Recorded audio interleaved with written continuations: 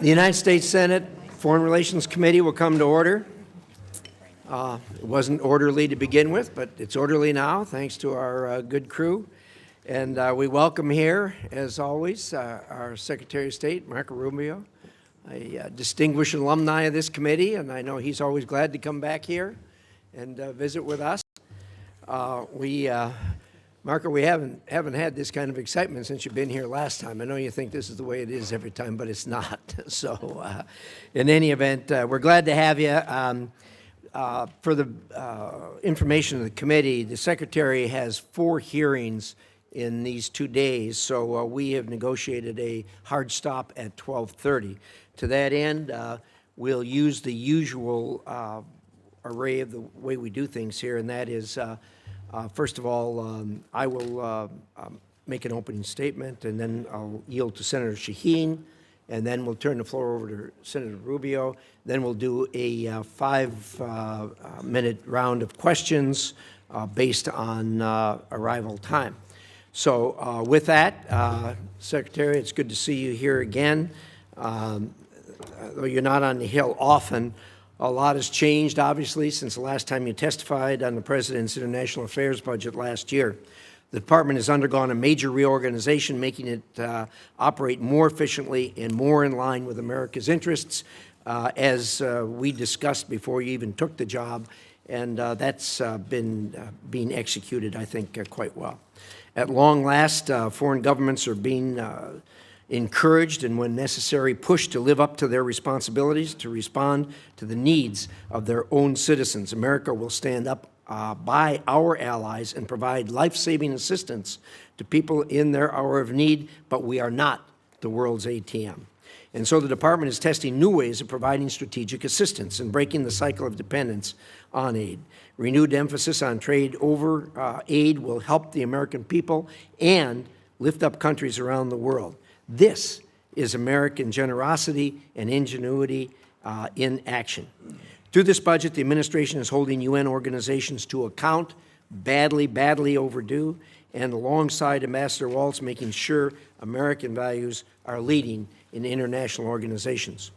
You've made securing the Western Hemisphere a top policy and budget priority and have successfully reduced illegal immigration at the southern border to the lowest level in half a century. That has not gone unnoticed. You've helped curb the trafficking of illegal fentanyl into the United States, saving countless lives. The budget prioritizes countering China's unfair trade practices, expanding military and malign influence operations around the world, and which pose some of the greatest threats in modern history to the American people. At the same time, you've been working to ensure these efforts are strategic, targeted, and effective, and we appreciate that. The administration has also taken care to ensure taxpayer dollars don't go to those who are able but unwilling to pay for their own defense. Through concerted effort by you and your colleagues, our NATO allies have increased their defense spending and have committed to reach the 5% by 2035.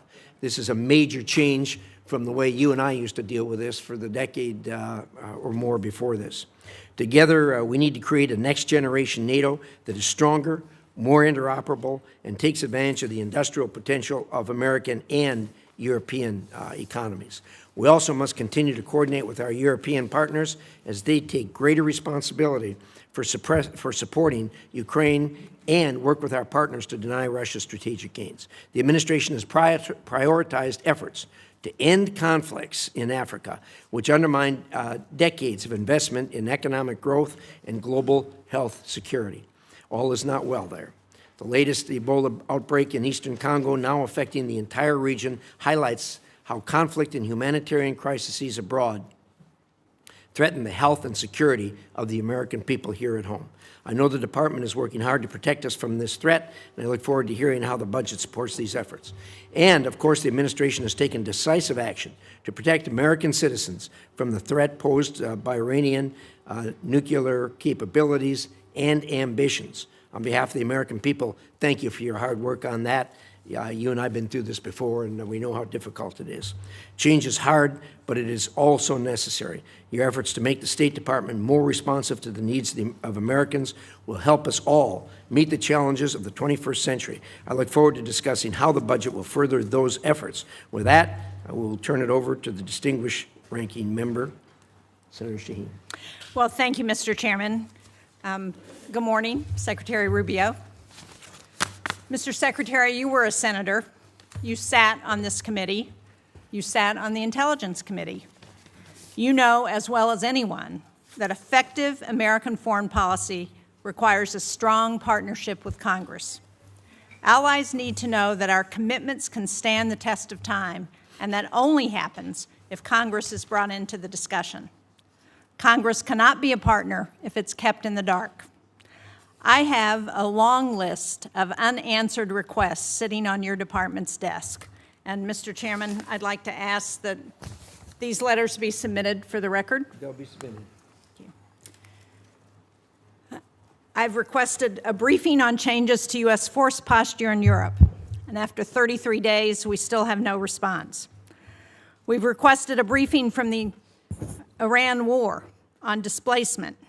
After 90 days, we still have no response. We've asked for a briefing on Ukraine on a number of issues. After 180 days, we still have no response. We've asked for a briefing on lifting Milorad Dodik's sanctions. And after 225 days, we still have no response. We've asked for a briefing for the U.S. Agency for Global Media. No response after 344 days. The Romanian visa program termination. We've followed up 5 times over 435 days, and we've still gotten no response. In January, when you were before this committee, I asked if you would report to this committee once an audit system was in place to track Venezuelan oil revenues. You said, and I quote, "Oh, absolutely, yeah, we are still waiting." And when you do notify Congress, it's to inform us of decisions you have already made. That is not consultation, as you well know. That is not advice and consent. Congress has been clear on a bipartisan basis. We do not want to cede ground to China. Yet this administration is closing consulates and cutting funding in the Indo-Pacific. The same pattern extends to global health. USAID supported Ebola detection and prevention activities in DRC and Uganda for years. And we can see in this poster, even Elon Musk admitted that one of the things we accidentally canceled, very briefly, was Ebola prevention. Well, those programs were dismantled. And today we have to screen for Ebola at Dulles Airport rather than in the DRC and Uganda more than 7,000 miles away. You're asking for a 44% reduction in the State Department budget. That includes eliminating funding to the World Health Organization. It includes eliminating all disease-specific funds in the middle of an Ebola crisis that's affecting Americans.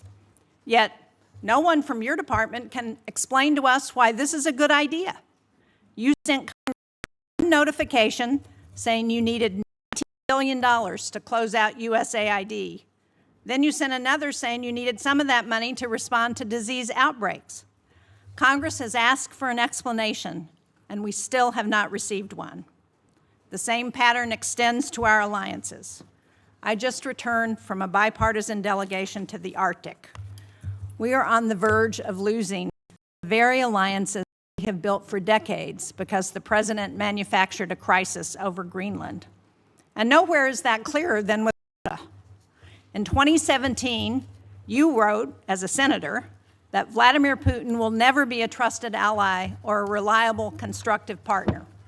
But since taking office, you, the president, the vice president, Steve Witkoff, not one of you has been to Ukraine. And yet, your envoys talk to Putin on a regular basis. The president has invited him, given him the red carpet treatment on American soil. But yet, you won't come up here and brief Congress on any of it. And decisions Congress has made on Russia have been systematically undermined. Congress passed support for Ukraine. The administration has slow-walked it. And instead of sanctioning Russia, the administration issued oil licenses that have sent billions to Moscow. Congress has asked what this approach has produced. Russia has conducted 5 times more drone strikes on Ukraine since 2024.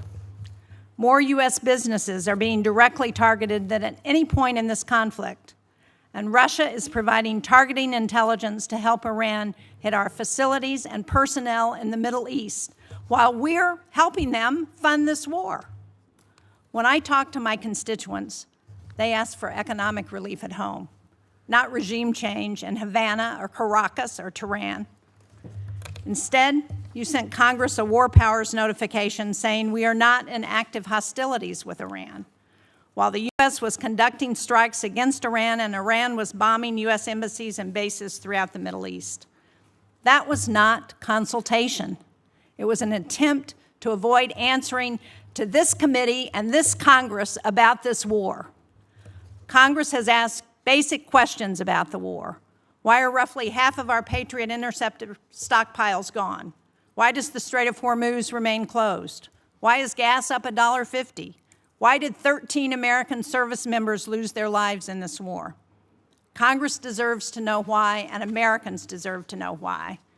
Mr. Secretary, you would not have stood for this kind of stonewalling by the administration when you were a senator, and you certainly shouldn't stand for it as Secretary of State and National Security Advisor. Thank you, Mr. Chairman. Thank you. We'll now proceed to a round of 5-minute questions. I'm sorry. We'll try. Did you want to do, we talked about that. Do you want one? We actually talked about that, but he thought that questioning might be easier. Why don't you go ahead? I have it in writing. You want me to read it? Give us your best shot. Okay, well, thank you for having me here. There'll be a lot to talk about today, and I just want to remind everybody, you know, our foreign policy is one that's solely focused on the national interest of the United States of America, on the defense of our country, both its military defense and our security, but also our economic security and the vibrancy of our economy, our sovereignty, and our future. We believe that America should lead the world, and I believe that we are, and we'll have a very good story to tell about that. American leadership, however, should always be on behalf of the American interests. I say this because I think over a period of time in our foreign policy, we lost focus on that. The reality of it is that our foreign policy, first and foremost, must always be what is in the national interest of the United States of America. And determining the national interest oftentimes requires us to make pragmatic decisions. Sometimes in foreign policy, the choices are not between a good choice and a bad choice. It's between two less than ideal choices, and you're trying to figure out which one of these two choices is the one that is best for the United States and least harmful to our interests. And that plays out every single day. That said, we remain the world's sole global superpower, the most powerful country on earth. We have the largest economy. We have the most formidable and powerful military ever known to man, by the way. Our dollar remains the reserve currency of the world. Our language is used extensively throughout the world to transact all sorts of business and many of our engagements. But all of this means very little if that power is not used to protect the people who built it, the people who it is meant to protect. I also remind everybody the United States government is not a charity. We are not here to play social worker. We are here to win. We are here to win on behalf of the American people and on behalf of the national interest, to win for our country, to win for the people of America, to win for the things that are important for our future, and that's what we exist to do. The State Department exists to carry out the foreign policy of the United States, both in diplomacy and in aid, in a way that furthers the national interest and helps the American people. And it's guided every decision that's been made since January of 2025. I'll give you a perfect example in our own Western Hemisphere, an area that this committee and many of its members long argued, as I did, has long been neglected and not been paid attention to.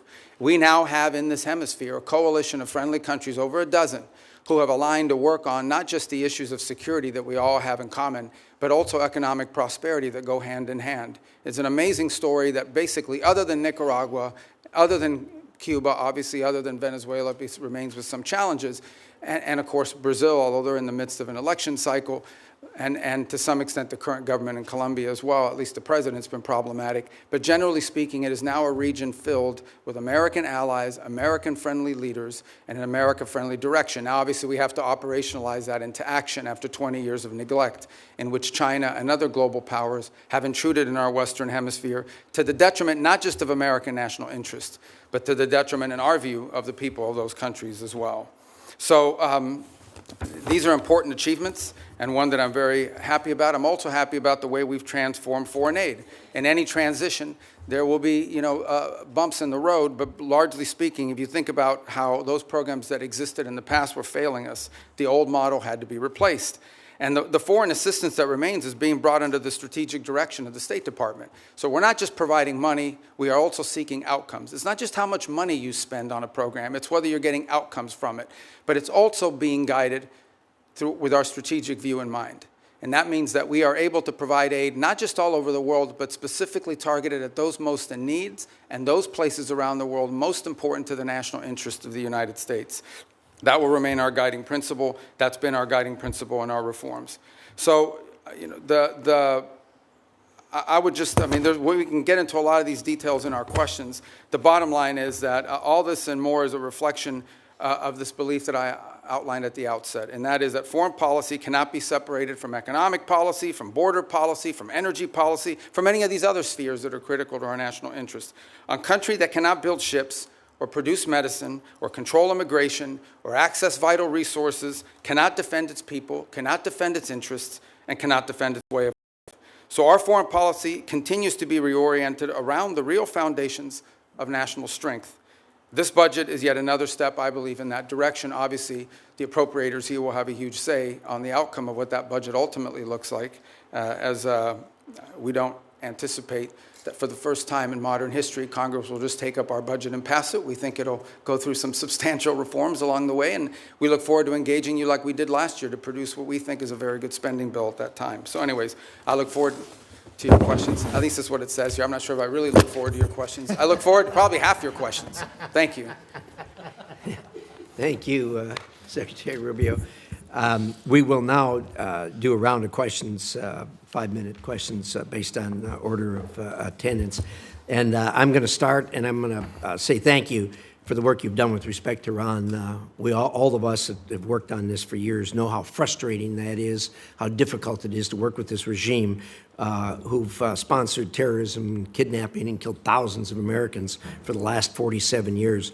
Thank you for doing something about it. I know you and the President are doing all you can to ensure this comes to a close sooner rather than later. I wonder if you could give us at least a brief update on where we are. Well, first let me remind everybody that while I've not been before this committee since, I believe, February, when we briefed on the Venezuela operation, I have appeared on multiple occasions here, both in my role as National Security Advisor and Secretary of State, in both all Senate briefings multiple times, Gang of 8 briefings, Gang of 16 briefings. So we've talked about this topic with some of you in those settings in the past, or you've heard from us. Let me just lay the predicate here, okay? Iran's desire to build a nuclear weapon was going to be effectuated behind a conventional shield. They were going to build for themselves so many missiles, so many drones, so many conventional weapons, including a navy, that at that point there's nothing you could do about it. What they tried to do is they were going to try to build a conventional shield and hide behind that conventional shield and basically say to the world, if you come and do anything about our nuclear program, we will overwhelm you with missiles, we will overwhelm you with drones, and we will overwhelm you with and you will not win. You will not be able to do anything about it. They were seeking that point of immunity, which is why the President chose to act, to deny them that point of immunity. Operation Epic Fury, some of you didn't like it, some of you did, was highly successful in achieving its military objectives, which is dramatically reducing the defense industrial base of Iran, the ability to build these missiles and to build these drones, especially the missiles program, substantially degraded.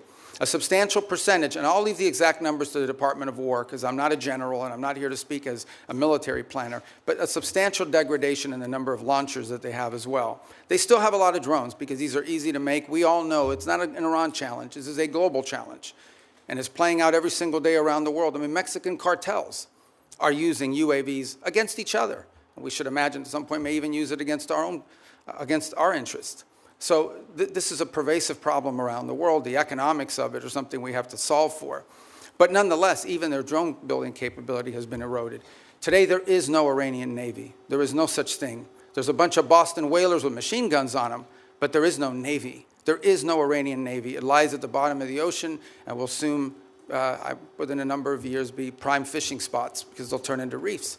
So my whole point is that the Iranian conventional shield has been substantially eroded. Now, in the aftermath of that, two things have happened. The first is they entered into a ceasefire. They agreed, we agreed to stop. But part of that agreement was that they would reopen the straits. They did not, at which point the president decided, and I think appropriately, we can't have a world in which only Iranian ships get through the straits. And so if they're going to shut down the straits for everybody, we're going to shut down the straits for them. And we have done that through a very effective blockade, and by the way, through the seizure of sanctioned ships in the Indo-Pacific as well. The cost to Iran every single day in lost revenue is in the hundreds of millions of dollars that they are losing in lost revenue that they're not generating as a result of that. Now, we are in talks, and I say talks because talks with Iran are not like talks with Switzerland, okay? They're very different. They require the use of intermediaries, unfortunately. But there is the prospect before us, which could happen today, it could happen tomorrow, it could happen next week, that for the first time, certainly in my memory, they have agreed to negotiate aspects of their nuclear program that just a month ago, just a year ago, they were refusing to even mention, much less enter into discussions about. That is not a guarantee that ultimately it will lead to a deal that's acceptable to the Senate or acceptable to the American people. But we'll be able to engage them in a process to truly test the proposition of how far they're willing to go. Complicating that process, unfortunately, is their internal regime is somewhat fractured in the sense of it takes days to get responses from their system. We can go into more depth in your follow-up questions. But we're hopeful that something like that could happen in which the straits would reopen, we would enter into a period of negotiations on very specific topics, delineated negotiations, in the hope of reaching an outcome that's acceptable to us and something that they would be able to do as well. If it doesn't work out, then obviously we still have a problem with respect to their nuclear ambitions. But what they won't have is the conventional shield to hide behind any longer. Thank you, Secretary. I'm going to ask one more question. Hopefully this will shorten as we go around. There'll be more questions, obviously, on that topic. But I know you just got back from China not long ago. Could you give us a quick update on the state of U.S.-China relations? Yeah, look, I mean, China and the United States are the two largest economies in the world, the two most powerful militaries in the world. The Chinese government and the U.S. government have to speak. I mean, it's not a choice here. We have to have some measure of communication, if for nothing else, in order to de-escalate potential points of conflict that could lead to something broader. There are obviously very significant irritants in our relationship with China. Some of these are long-term problems that we know we're going to have to address. And so what we're trying to do is manage a period of strategic stability while recognizing that there are areas of our relationship in which we are going to have struggles, not just for years, but perhaps for decades. We recognize this. But I think as much as anything else, we have to recognize that the United States and China have to be able to have points of dialogue and speak to one another. As I said, for no other reason than to be able to have a communication channel. I think in our meetings, it was abundantly clear which are the areas that we do not have strong alignment or agreement on. We understand that there are areas in which long-term we're going to have some real challenges, whether it's supply chains. Put it to you this way. Let's leave China aside for a moment. The United States, and I would argue the world, cannot depend on one country for 90% of anything, especially 90% of things that are critical to our economies, not from our weapon systems to our pharmaceuticals. We just can't live in a world in which we rely on anybody for 90% of what we get in one sole source that could be cut off at any time as leverage against us or punishment or in a time of conflict. And so we are actively searching and have plans in place, and we're implementing these to diversify where we get critical minerals, where we get our supply chain, secure that supply chain. And obviously the Chinese would like to retain their monopoly position in some of these. This is going to be a long-term issue that we're going to have to continue to confront and work on. Work on that continues even while we are engaged in the ability to dialogue and speak to them, because we have to. It's responsible, and we truly have no choice but to be able to do that. It's to their benefit and ours, and I would argue to the benefit of the world that these two countries are able to speak to one another. Thank you, Secretary. And I think your comments about the supply chain and the critical minerals and everything else that's in the bottleneck, these are things that are relatively new to us. They've always been there, but COVID underscored that. And then, of course, the Ukraine war brought it out even more. And appreciate your remarks. I think everybody at this dais knows we are, as a nation, looking at that. With that, Senator Shaheen. Thank you, Mr. Chairman. Mr. Secretary, at this budget hearing last year, you testified that no one had died as a result of foreign aid cuts. Sadly, I think we're seeing in real time that that's not true today.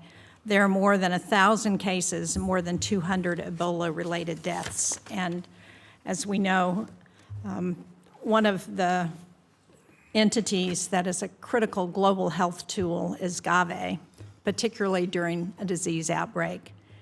It plays a role in distributing Ebola vaccines, and it has committed up to $40 million to develop a vaccine for the current Ebola strain that has no vaccine right now. So how are you making sure that Secretary Kennedy, who has been sitting on those funds for months now, is going to release them so that they can go to help develop a vaccine to address the Ebola outbreak? Yeah. Well, a couple points on Gavi. I would say that the President had asked that we allow Secretary Kennedy to play a leading role on the Gavi decision because of his strongly held views with regards to vaccine safety, and he wanted them to conduct some reforms. I actually talked to Senator Schatz about this last week as well, and so the State Department's going to be re-engaging. I'm not here to tell you we're going to yank this thing and we're not going to listen to his points of view, but the State Department a few weeks ago made the decision that we were going to re-engage on this issue of Gavi, respecting what HHS views on it are as well, and we want to take their input, but we'd like to get this issue resolved in an outcome that's acceptable, both to Congress and also to our goals on global health. So it is an issue. As I said, I wouldn't use the word defer, but we have certainly allowed him to play a leading role in determining what we're going to do next. But right now, we're sort of at a stage where we are going to re-engage. We need to drive this to an outcome. I couldn't agree more, and so do you commit to using the $2 billion that Congress has appropriated for global health to actually help fund global health security? Well, we do fund global health security beyond Gavi, by the way, and we can talk about that. We can talk about the compacts, I think 32 that we've now entered into with countries all over the world. We have a new agreement with the UN as well that they're very happy with. The Global Fund, we've hit our cap. We are at our 33%, and we've actually been able to attract additional donors from around the world to contribute to it. On this specific item, I would say we intend to get this resolved. We want to get this resolved. It's an important part of our matrix. We will follow up, and I hope you will share with this committee as soon as you get it resolved. I want to go to Russian oil sanctions and general licenses, because President Trump gave Russia a lifeline, allowing it to sell oil globally through licenses issued by the Treasury Department. While I think the administration should have known that the Iran war would make Russian oil more desirable, they decided to remove the stigma on that oil and give an extra windfall of cash to Putin. So can you let us know whether you believe or whether you will support extending those licenses, when it comes back up mid-June? Yeah, a couple points. First of all, the two things have happened. One is actually the U.S. production and U.S. playing a role in the global energy supply has increased. I think we had our largest amount of exports from the United States we've ever seen. So we've also benefited from this, and our energy dominance has really come into play. The Russian waivers were a decision. These are the policy, the underlying policy remains on the sanctions. What has changed is these time-limited extensions to sort of try to alleviate the global, but the problem we're facing too is there's a contagion potential, and that is that at some point we can do strategic reserves, we can do some of the other things that we've done to sort of alleviate global supply, but at some point you have to ensure, and this is not so much for us. At the end of the day, our economy is not in need of it, but there are other economies around the world that have benefited from this. So these are time-limited extensions that ultimately at some point will expire. We've certainly benefited China and Russia's economy. Well, China doesn't. I mean, China refines oil. They import a lot, but they refine oil, and but they also benefit from Russian oil. But my question for you is, can you commit not to extend the general license again when it expires on June 17th? Well, that ultimately is a decision that's made by Treasury, but I will tell you it depends on the circumstances at the time. We would like to end it as soon as we possibly can because the underlying policy of this country has been to sanction their oil. These are time-limited waivers for the purpose of opening up more global supply. I understand that, but if we continue to extend them, they're not time-limited. I want to get a final question in on food for peace because, as you know, the closure of the Strait of Hormuz has deepened the humanitarian needs in food in secure countries such as Sudan, South Sudan. And yet, in your opening statement, you said that our aid targets those who are most in need. But I think it's very concerning that the country selection process for Food for Peace, which I understand is led by the Department of State, includes only 2 priority countries from World Food Program hunger hotspots. That's Haiti and the Democratic Republic of the Congo. So the question I have is, why are we adding countries that aren't facing acute food insecurity, like El Salvador, Guatemala, and Rwanda? Why are we not helping countries who are facing acute, famine in some cases? Sudan, Gaza, Afghanistan, Nigeria, Syria, Somalia. These are all countries that have humanitarian crises, and yet we're helping countries that don't have acute food insecurity. So a couple points. First of all, on Gaza, we have spent hundreds of millions of dollars, including after the ceasefire, and providing through the World Food Program and other entities, and we continue to do so. I think if we're not the world's largest donor, I'd be surprised, because it's a massive amount of money that we've provided through those mechanisms of various means. On the point of Sudan in particular, the complication in Sudan, which I wish were different, and we're very involved in this. I mean, I had a meeting on Sudan yesterday. The problem in Sudan has largely not been our unwillingness to provide funds. We are willing to step forward, and we have the flexibility through what we've been able to do with foreign aid to surge up that. It's been distribution. It's been the ability to get that. So as an example, in these conversations we're having between the warring sides, one of the things we're trying to identify is 4 safe spots where people can go receive humanitarian care, assistance, where we can actually have the outside groups, the NGOs, the international organizations that we contract with, have the ability to go in and actually deliver the food without having their trucks hijacked or blown up or their workers killed. That's been the fundamental challenge in Sudan, is distribution. The distribution is being threatened because we don't have conditions on the ground that allow for it. And so to allocate money towards something that we can't distribute is unwise until we have that in place. That's deeply tied to the ability to have a peace deal, which I can tell you has been very frustrating. On the one hand, with Sudan, we had a donor conference in Berlin. I don't want to interrupt you, Mr. Secretary, but I'm out of time, and it doesn't explain why we are providing food for countries that are not insecure. I appreciate the challenges in Sudan. We have those challenges in many places, but because we have dismantled the distribution network when we eliminated USAID, we've exacerbated those challenges in countries around the world, and we are not providing the help based on humanitarian needs, and that's my concern. Thank you, Mr. Chairman. Senator Ricketts. Thank you very much, Mr. Chairman. And Mr. Secretary of State, thank you for being here. Really appreciate it. Good to see you. Communist China is trying to win the AI race, and they will use it, for example, to dominate our military if they're able to do that, and so many other ways. A world where Communist China is dominant in AI is very bad for the United States and for the entire world. That's why it's critical that us and our allies cannot lose this race. Semiconductor supply chains, particularly semiconductor manufacturing equipment, SMEs, are critical to winning this competition. It's one area that Beijing is spending billions and billions of dollars to be able to produce chips in China, and failed to be able to produce those high-end chips so far. President Trump understands this better than anyone because the Trump administration was the first to utilize export controls on SMEs to slow down Communist China's advanced chip-making industry. Since that time, key allies and partners have also imposed controls on SMEs to China. However, their controls have not been as restrictive as U.S. controls, and this has allowed certain foreign countries to backfill the Chinese market with critical dual-use tools. Secretary Rubio, do you agree that export controls on SMEs are critical to maintaining our technological advantage over Communist China? It is. It's actually where it's most critical is in the high end. The areas, that are not legacy, that are broader and that allow for that.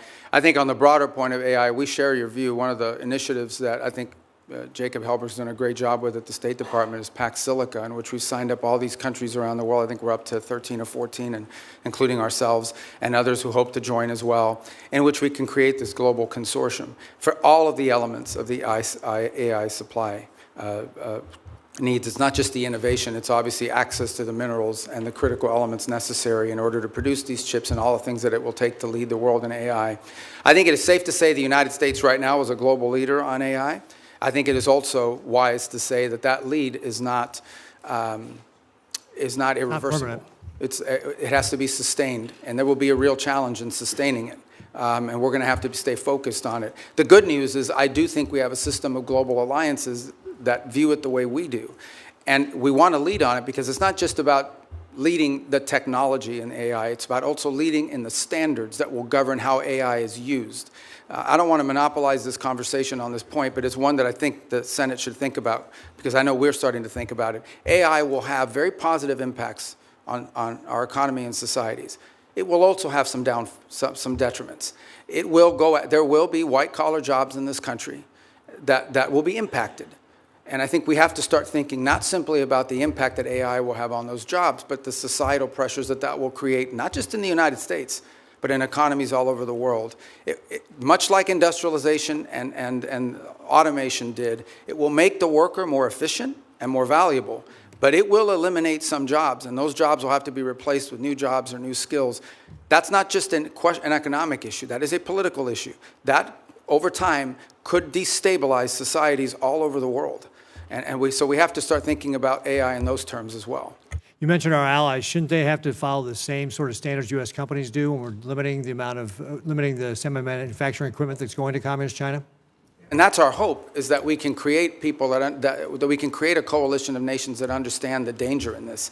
And they're running through the same, some are better than others, but they're running through the same problems that we run into. And that is companies ultimately want to sell to the markets, and China's a large market. But I agree, and that's one of the goals behind Pax Silica, is to create unanimity or consensus behind that thinking. Well, Mr. Secretary, that's why I recently introduced the Match Act with Senators Kim, Risch, and Schumer to level the playing field.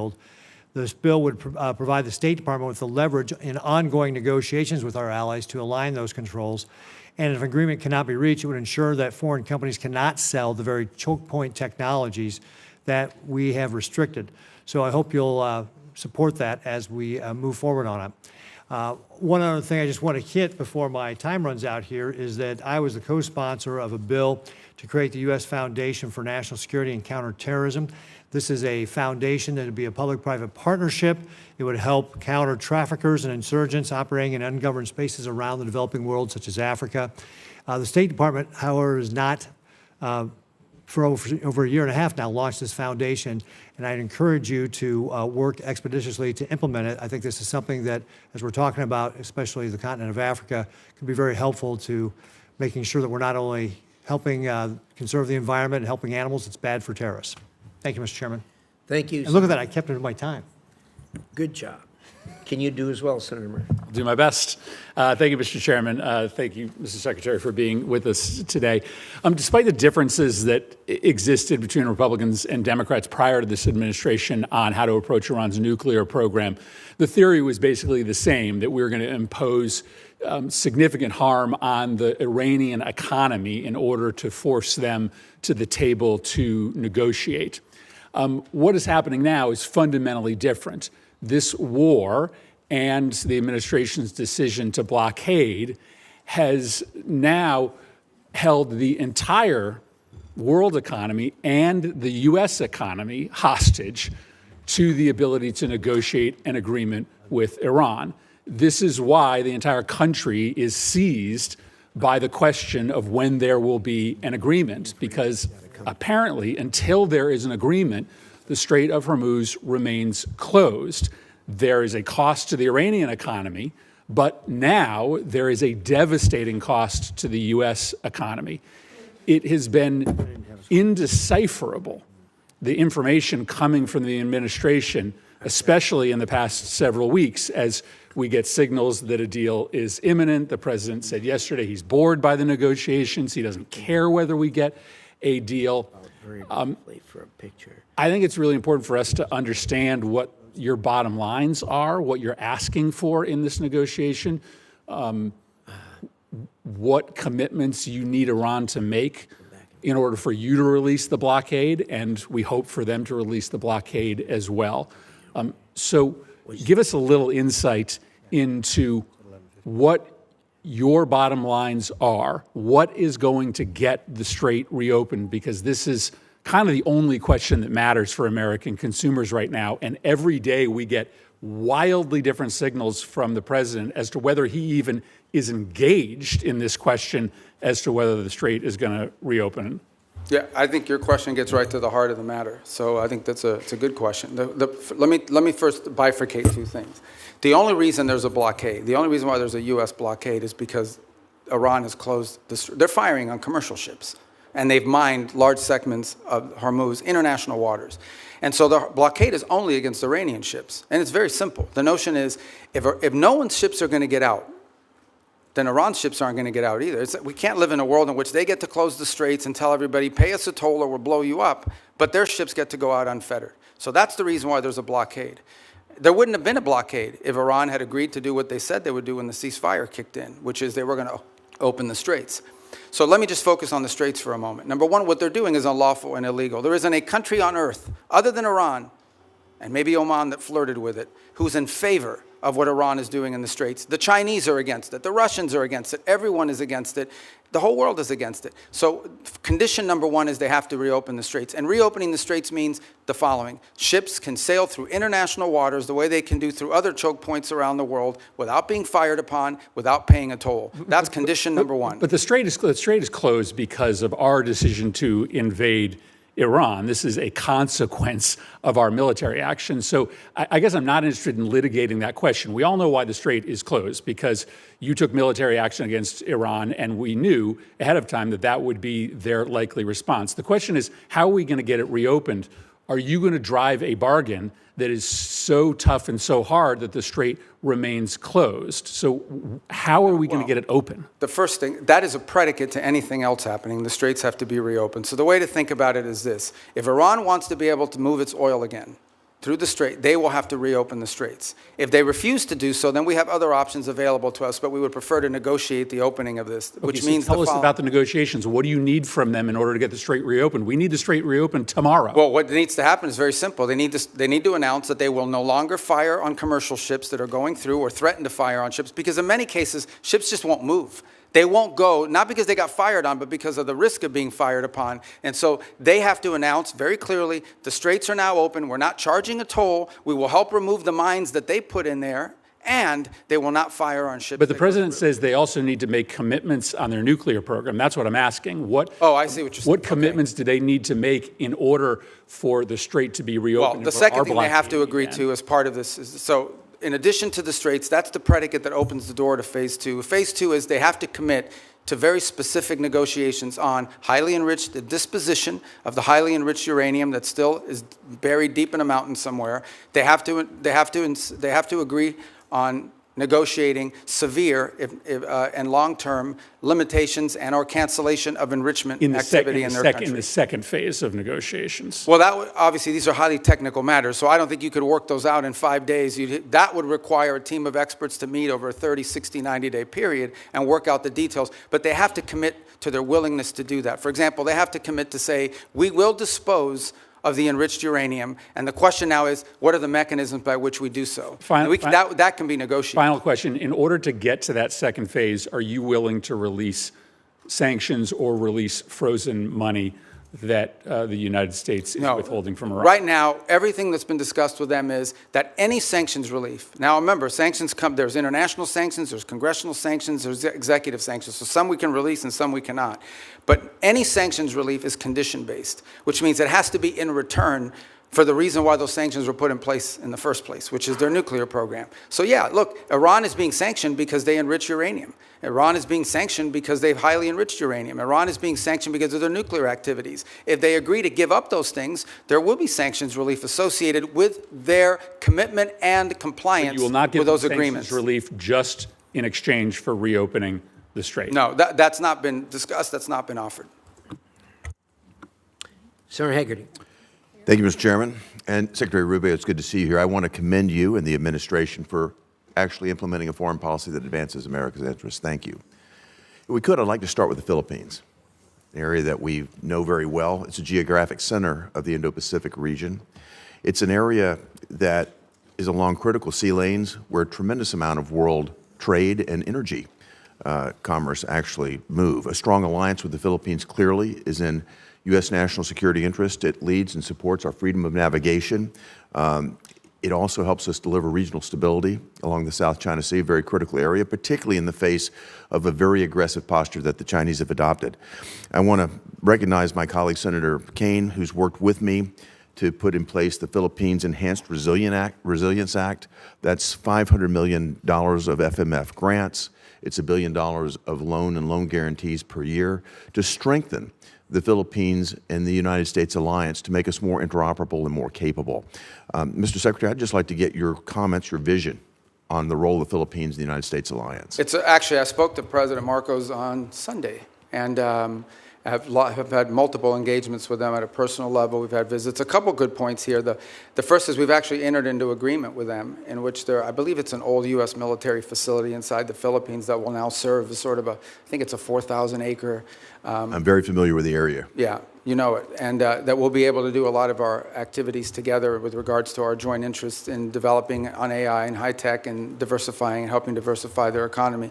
The second is to continue with our defense commitments that we've made to them and the ability to interoperate joint exercises, which we've done now multiple times over the last year. Obviously, we're very concerned with Scarborough. We've seen in recent days, and we've demarched and made a very clear note.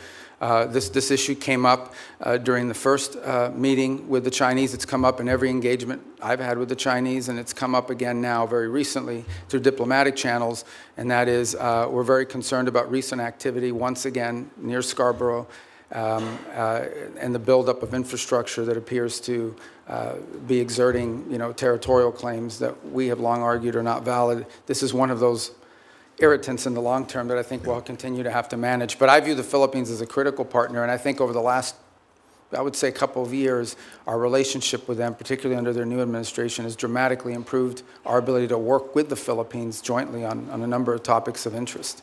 Well, I want to commend you. The 4,000-acre Luzon corridor is anchored by the Subic Bay project, which, when I was ambassador to Japan, worked very hard to get that back for America, and I see that as a tremendous opportunity for us to deepen our economic ties. And of course, that has, as you mentioned earlier, tremendous national security. Yeah, can I just add one point? There is, some desire during their chairmanship this year of ASEAN that to reach a sort of code of conduct understanding in the Indo-Pacific. And while I understand that desire, I just want you to know, and perhaps many of you can help us in making this point, a bad code of conduct agreement is worse than no code of conduct agreement at all. And I think that's very important because they are under withering constant pressure in the region to agree to a code of conduct in the region that I think would be detrimental, would set a precedent that I think is very dangerous in the law. So we'd love to see one, but it has to be a good one. We don't think that's possible under current conditions, and a bad one is worse than none at all. Your point's very well taken, and look forward to working with your team, Mr. Secretary, to advance that. Can I turn to another issue of concern, and again, it's joint concern? Senator Kaine and I both worked on this, and that is the actions that have been taken by countries that have been perceived as our allies against U.S. business interests and against U.S. investments in their country. Particularly, I'd like to point to the example of Vulcan Materials. That's a situation where a U.S. company put billions of dollars of investment into the Yucatan Peninsula, both in port facilities and in quarrying operations, only to be confiscated by the Mexican government. Then the Mexican government came back in arrears, by the way, retroactively tried to justify this taking as some sort of environmental move.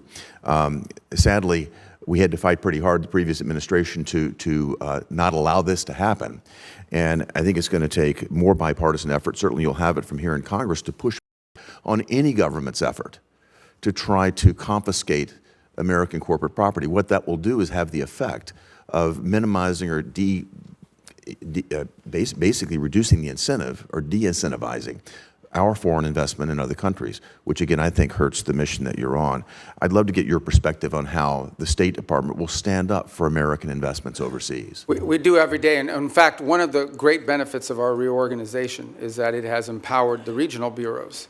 You used to have a set-aside economic bureaus that would do these things separately from the missions in the field, and having been a former ambassador, perhaps you experienced that. We've now empowered the regional bureaus, and through it, by extension, the embassies, to play a leading role in economic diplomacy. And so I would argue that virtually every engagement I have with a foreign leader involves some economic component to it. Right. And I would say if you talk to our chargés and our ambassadors around the world, I would say more than 50% of their engagements now have to do with economic matters, and they involve one of two things. Either A, finding creative opportunities. In essence, the host country will say to them, we have these areas, these industries of investment. And the embassies will take an active role working with the Bureau to identify American companies who could potentially go down there and see if there's an opportunity for them. And the second is what you just pointed to, and that is protecting existing American investments.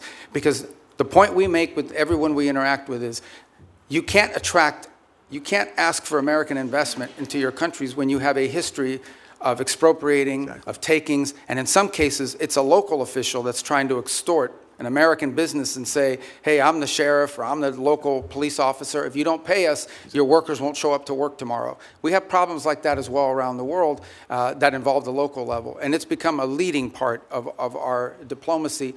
And it's happening at the embassy level, which is where I think it really needs to be led. That's where your field generals are, and I applaud the sea change, and you know you've got support on a bipartisan basis here in the Congress to move this forward. Thank you, Mr. Secretary. Thank you, Senator Hagerty. Senator Kane. Thank you, Mr. Chair, and thanks to Senator Hagerty for mentioning our work together in Philippines and Mexico. Mr. Secretary, you won't be surprised that I'm going to ask you about the Western Hemisphere. You and I traded the gavel and the ranking on the Western Hemisphere subcommittee when you were on this committee, and that was good, productive work. I want to ask you about Operation Southern Spear, the operation to strike boats in the Pacific and the Caribbean, that dozens of operations have now killed more than 200 people.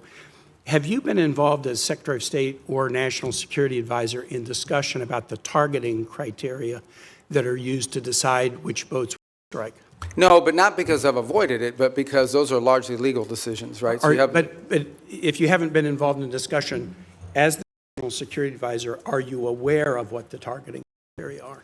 Yeah, I mean, they go through so every strike has a legal officer on the deck that has to make a determination about whether the call is legal or not. And this is done by the Department of War, the way it's been done in other theaters around the world. Here's what I want to ask you about. So you're generally aware of the targeting criteria. I am not allowed. I know what the targeting criteria are because of briefings I've had in this committee and the Armed Services Committee. It's all been in classified. And I'm not allowed to discuss the targeting criteria because they've only been shared and classified. But I don't think I'm prohibited from describing things that aren't targeting criteria. So I'll give you an obvious example. Everyone on the boat is right-handed. That's not a targeting criteria. It would be ridiculous. Everyone on the boat is what? Everybody on the boat is right-handed. That's not a targeting criteria. It's obviously not a targeting criteria. It would be improper for it to be a targeting criteria. Here's one that's not so obvious and that surprised me. There's evidence of narcotics on the boat. That is not a targeting criteria. I have been briefed on Southern Spear since the first operation on September 2 and most recently within the last couple of weeks, and I've asked again and again, have the targeting criteria changed? No, they have not. What are the criteria? Here's what they are. I can't describe it here. But the presence of narcotics on the boat has never been a targeting criteria. Would you have any ability to explain? And the administration could have picked that as a targeting criteria. They chose items that were targets, that authorized the use of the U.S. military to sink boats and kill people, but they have not used the presence of narcotics on the boat as one of the targeting criteria. And I would suggest to my colleagues, if you go look at the individual files of all the strikes, and I've looked at the first 46, they are consistent with what I've just said about something that's not on the list of targeting criteria. Why would the administration not include the presence of narcotics on the boat as a targeting criteria in Operation Southern Spear? As you just outlined, I can't discuss the specifics of the targeting criteria, but I can tell you the one thing that is obvious is that the targeting criteria is not single source. In essence, there are multiple checks. There are three elements to the targeting criteria. Right, and all of it informed and infused by intelligence collection. In essence, they have to have true links. I can tell you they do walk away from strikes. There are multiple times that I've been aware. I'm not aware of every strike because it's not reported on a regular basis. It's delegated. Yeah. But there have been strikes that they've walked away from because it doesn't meet the criteria or because there's doubts. I'm not saying that the strikes that I've reviewed don't meet the targeting criteria, but I'm saying how odd it is, especially since the administration always announced this is against narco-traffickers. We've attacked narco-traffickers. How odd it is that the presence of narcotics on a boat is not one of the targeting criteria. And I would encourage my colleagues, get the same briefing I've gotten, take a look at the strike files. You'll be as surprised as I am. Here's the second question. Again, in your dual role, Secretary of State, National Security Advisor. The administration's Operation Southern Spear, we could agree with it or not, but the administration presented a legal opinion from the DOJ that we could review. Absolute resolve, the effort against Maduro. The administration presented a legal rationale that we could review. Now, we could review both in classified. They've not been made public.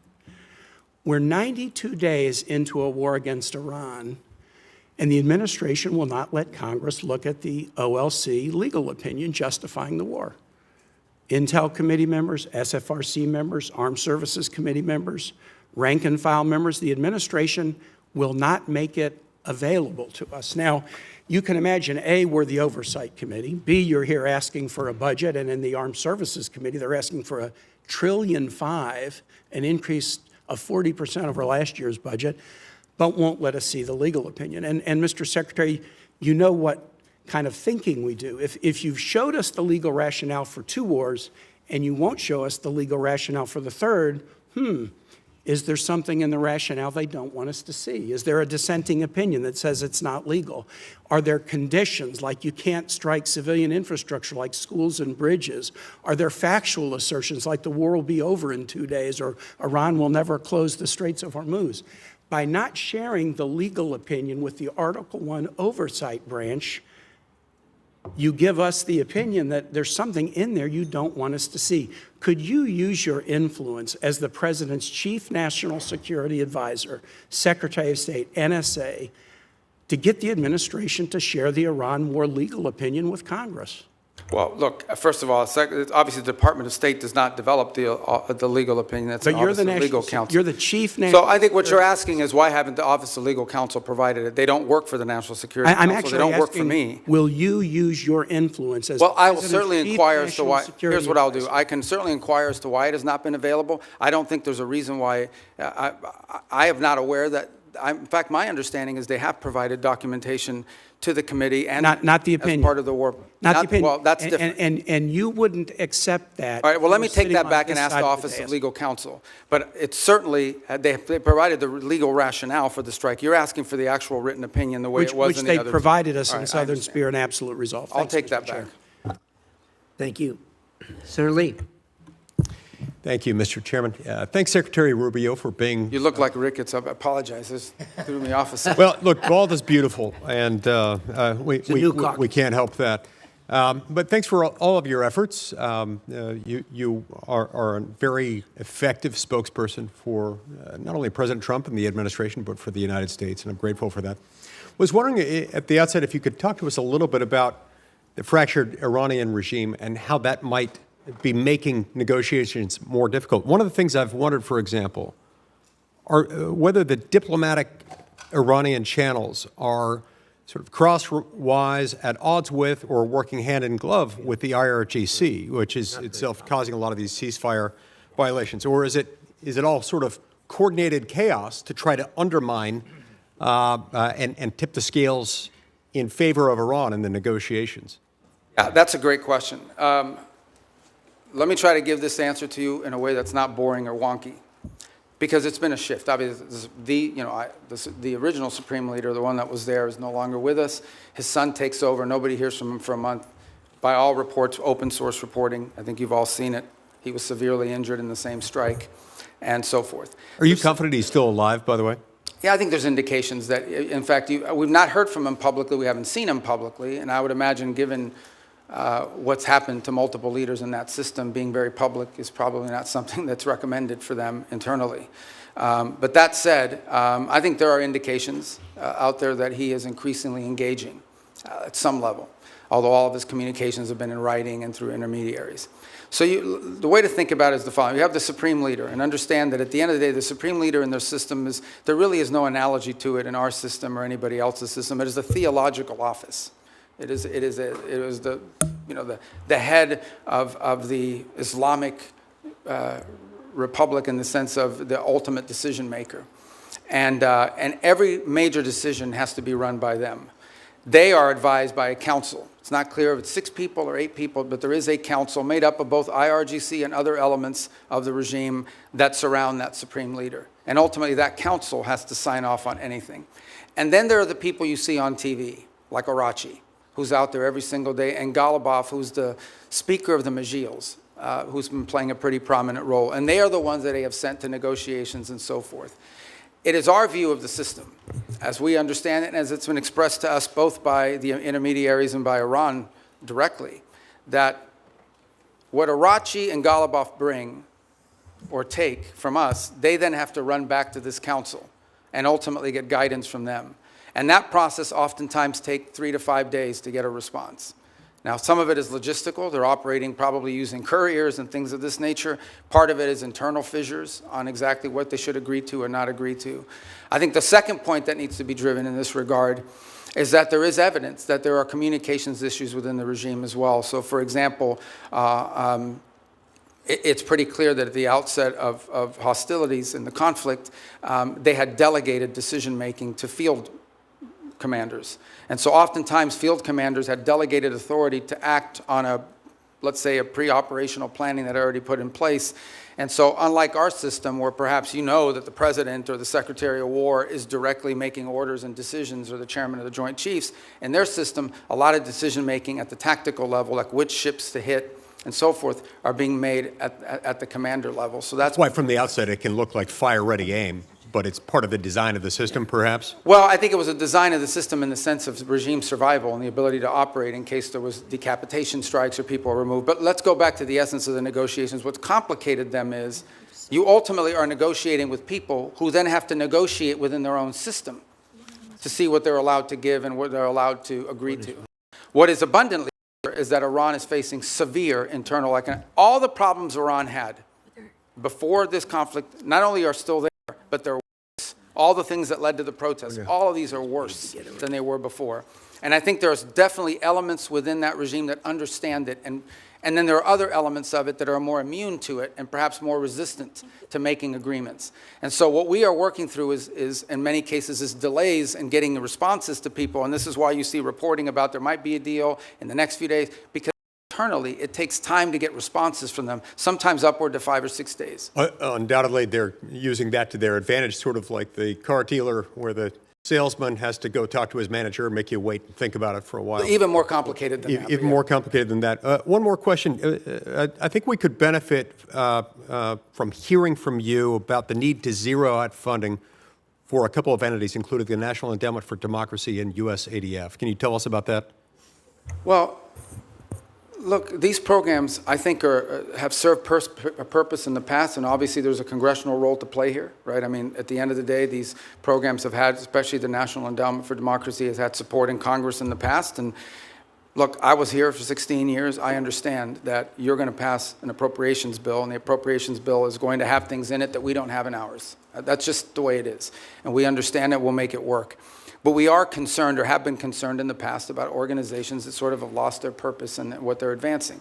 And at the end of the day, look, we have a lot of resources. The United States is the richest country in the world. We have the largest government budget in the world, but we don't have unlimited resources. We still have to be able to strategically spend our money. And the State Department, you know, when I took over, a lot of people are like, oh, that's a mess. State Department's not that big. The majority of our employees are local hires overseas. We have, you know, foreign service officers, career civil servants, but compared to some of these other agencies that are out there, we're not that large, and yet we have a global footprint. We're really, other than the department, I would say beyond the Department of War, we're the only ones that are present almost everywhere on the planet. So we have limited resources, and we have to be able to allocate those resources in ways that are driven by the core mission of advancing our national security. And oftentimes that will mean that things we have paid for in the past, we can't continue to fund. Because there are other things. It might be good, but there might be something else that's more important and even better. Other cases, we may still spend money on a purpose, but we want to be driven not just by, we don't want to be judged just by how much money we're spending on something. We also want outcomes for it. We want to show outcomes. That's been the goal behind these MOUs, these compacts with the 32 countries that we've entered into in a week plan, is we're not just trying to solve the disease problem this year. We're trying to build the local capacity so that 5 years from now, they won't need aid anymore because their local systems can handle it. Saying 5 years, some countries may take 10 years. But nonetheless, that's the goal, and it's been very well received. Thank you. Thank you, Senator Lee. Senator Merkley. Thank you, Mr. Chairman and Mr. Secretary. Good to see you. As Senator Shaheen noted, you've expressed that no one died as a result of the sudden shutdown of AID. And I did ask you last time you were here about that, and I won't repeat all that, but I want to note that the folks who study this at the schools of public health, the Harvard Chen School, the Boston University School of Public Health, estimate that over 500,000 children have died from that sudden shutdown. I want to kind of put a note on that. If you were to walk across this country, you'd see one dead child equivalent every roughly 30 feet. That's the level of carnage. I know you disagree with that, but many experts who are in this field, that is their estimate. And I hope you'll ponder that as we strive to rebuild our programs related to malaria, tuberculosis, AIDS, HIV, nutrition, and certainly infectious diseases like Ebola. I wanted to turn, though, to Taiwan. It's an area that you and I worked on quite a bit together when you were here, including the Taiwan Relations Reinforcement Act and the Transnational Repression Policy Act, the Hong Kong Economic and Trade Offs Certification Act. And I'm very concerned about the President's comments on his recent trip. He noted that arms sales to Taiwan are a, quote, very good negotiating chip. And when he was asked about how much he talked about arms sales with China, he said, we discussed arms sales, quote, in great detail. The 6 assurances included that arms sales to Taiwan would never be a negotiating chip. My concern is that the President now has kind of accentuated the arms sales by not approving, not putting the stamp of approval and completing the arms sale that Congress has already funded. That this sets a stage for China to very much proceed to pursue more aggressively their effort to incorporate Taiwan into the broader framework of China, including extinguishing Taiwan's democracy.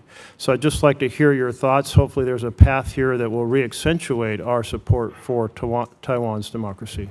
Thank you. That's an important question. So let me first say on Taiwan, and I think I made this point myself, either on the trip in China or thereafter when we returned. There's been no change to U.S. policy towards Taiwan. I think there's, obviously the Chinese side would like to see a change in the verbiage, but no change has been made in that regard. The second point I would make is, I believe in December, I know in December of this year, we did approve an arms sales, I think $11 billion. I think it's the single largest arms sale ever. It was a huge sale to Taiwan. This was just last December. I think it's more than the totality of the 4 years under the Biden administration. And I would recall that there were a 6-year period of time under the Obama administration where there were no sales to Taiwan. There is a second pending sale, which I think is the one you're referring to. It's the $14 billion one, and that remains under review. But we just did one in December. So I don't think it's, and I'm not saying you're saying this, but I don't think it's fair to say that the U.S. is not providing it. We just had a massive arms sales, and it was so big and so noticeable that the Chinese became very aggressive about it and some of the incursions they undertook as a result of it. And as I said, it was more in one sale than we did in the entirety of the Biden administration, if I'm correct, and I think I am on that point. So, but the most important thing to understand is we want to see the status quo preserved, as is at this moment. That's our policy. That's what we've said. That's what we continue to say. It's a very, as you know, a very delicate relationship to balance. But our policy on Taiwan is not changing, and it did not change on this trip. Another issue that you and I worked on was the Uyghur Forced Labor Prevention Act. And it's really been the most effective strategy for saying that products produced by slave labor will not be admitted into the United States. And we've turned down a lot of products from China, but then they're transshipped, often just into Canada. It would be a far more effective policy if Mexico, Canada, and Europe were to join us. Is that an objective you can pursue in your role? It is, and as you said, it's an enforcement challenge. I think the initial enforcement was easier because it was more straightforward. I think the transshipment issue makes it harder because it requires more paperwork, more due diligence, and frankly, in many cases, some of it is obscured. But I want to make this point. There's clearly a humanitarian aspect to it. There's clearly a humane aspect to forced labor, which is horrifying. Separate but related, there's an economic aspect to it. It is also, unfair competition for our companies to have to compete against someone who has free labor, basically compelled and forced labor. So we've made the argument on two fronts. Not just is this immoral, but it is and horrific, but it's also an enormous economic a disadvantage, not just for us, but for companies all over the world. As you can imagine, depending on the country, some are more willing to lean in on these issues than others. I think just yesterday, last week, the foreign minister of China was visiting Canada, and where they sort of announced, or at least put out the prospect of how Canada can export more to China next year. That was the carrot. What we don't know in those, and I'm not blaming Canada, I'm just saying in general, they do this all over the world. There's a stick associated with it. And I would imagine that China's I know that they put tremendous amount of pressures on countries around the world not to comply with restrictions like the ones we put. I agree. If we got Canada and Mexico to agree, given our current trade arrangements, it would make it far more effective. To date, we have not been successful at convincing them that they should do that because, among other things, I think they fear retribution. But we certainly will continue to raise it because we think it harms them. Senator Barrasso. Thanks, Mr. Chairman. Mr. Secretary, great to see you again. You opened by talking about American leadership and American interests. And later this month, the G7 is going to be meeting in France, and then next month, NATO meeting in Turkey. Just overview, what are the priorities you're going to go into those meetings with? G7? G7 and NATO, yeah, coming up next month in this. Yeah. Well, NATO will be a fun meeting. Let's start with the G7 one. The G7 forum this year has largely been focused, obviously, because of the Straits. So when I went to the foreign ministers meeting in March, a lot of the conversations in April were about the Straits. And the one point we've made is, and what's interesting is a lot of the countries involved there, even though it's not a military forum per se, the UK and France are members of it, they've put together this initiative, which they say they will send minesweepers and escort ships, but they will do so once hostilities is ended. It's kind of a catch-22. On the one hand, I mean, why do you need naval escorts if no one's shooting at the ships? That said, I don't diminish the utility of it because I would imagine the first few ships that go through are going to like to be escorted. So I think that's going to be a key feature of that conversation. I think there's a shared interest in all these countries on rare earth minerals and supply chains generally. I think there is a growing global consensus. And we had a great, maybe a few of you had attended part of it, we had a great ministerial here earlier this year on rare earths and supply chains that brought in dozens of countries, and all the G7 countries were represented at it. And so I think that's going to be a feature here is how do we diversify the global supply chain on anything from rare earths to pharmaceuticals? There's growing consensus, so I think that point will be quite dominant. And then given the makeup of who's in the G7, the Russia-Ukraine conflict will always come up because obviously it directly impacts at least 3 or 4 of those members who are on the continent. So we will also, and I don't recall exactly who the French have invited, but in addition to the G7, they'll always invite 2 or 3 other countries to attend. I believe Ukraine has been invited, if I'm not mistaken. There's usually a couple other countries that they'll invite that are not members of G7. But I think those issues will dominate depending on where we are with the Straits, and then clearly the critical minerals and supply chains has been a key focus of G7 actions. The last point is, I think there's been an interest and I think Canada deserves credit for this. The Canadians have really taken a lead, and we've been very supportive of this, in highlighting places like Haiti. And as a result of these G7 meetings, we've actually had a number of countries in the G7, including Japan, step up and contribute to the effort there. And the reason I mentioned NATO, there's an article in The Hill, and Mr. Chairman, I ask unanimous consent that we put this in the record. It says Sweden is now America's most valuable tech ally. You're talking about working together with other countries. It goes on to say, this was just last week, Sweden joined NATO. They've now signed the bilateral defense cooperation agreement. They said in March, Sweden became the first European Union member state to sign the Pax Silica Declaration, Washington's flagship initiative to secure global AI and semiconductor supply chains, and now the technology prosperity deal. I want to know how you've accomplished so much, and is this a model for U.S. relationships going forward with NATO? Yeah, the interesting thing about Sweden is because they, and Finland to the equal extent, is because they were not members of NATO for many, many years, they had a self-sufficiency in their defenses. And so now that they've joined, they've actually added to the equation. I'm not here to beat up on any specific country, but generally speaking, the countries you added to NATO were countries that needed from NATO. Sweden and Finland have actually contributed because they brought their own defense industry, their own advanced technologies. So they've been a great partner. They've been an extraordinary partner. We were just there because we had the NATO foreign ministers meeting in Sweden, and it was phenomenal. And I think that Sweden is a great ally and a country that we're continuing to find a lot of synergy and cooperation with especially on the field of technology, but also on defense. I mean, they have their own defense industrial base, which is an impressive defense industrial base. I wish every country in NATO had what they have, but I understand why Sweden has it. In number of travels that a number of members have done in bipartisan ways, we found out as we go around Europe that most countries will say they've been too dependent on the United States for military, too dependent on Russia for energy, and too dependent on China for materials. This administration has really made these nations step up to do what they need to do in terms of putting the money forward in defense. So I want to know what the next concrete steps we can do in terms of making some of the pledges of moving from 2% to 5%, making sure that they deploy the military capabilities. Yeah, well, I mean, look, some countries are on track to do that, others are not. Let me just speak about it in general terms. There's a real challenge. On the one hand, they've made these pledges that they're going to increase their defense spending and their defense capability. It actually has to be on defense. That's the first thing. You can't say that pensions for former soldiers and sailors is part of your 5% or your 3.5. I mean, that can't happen.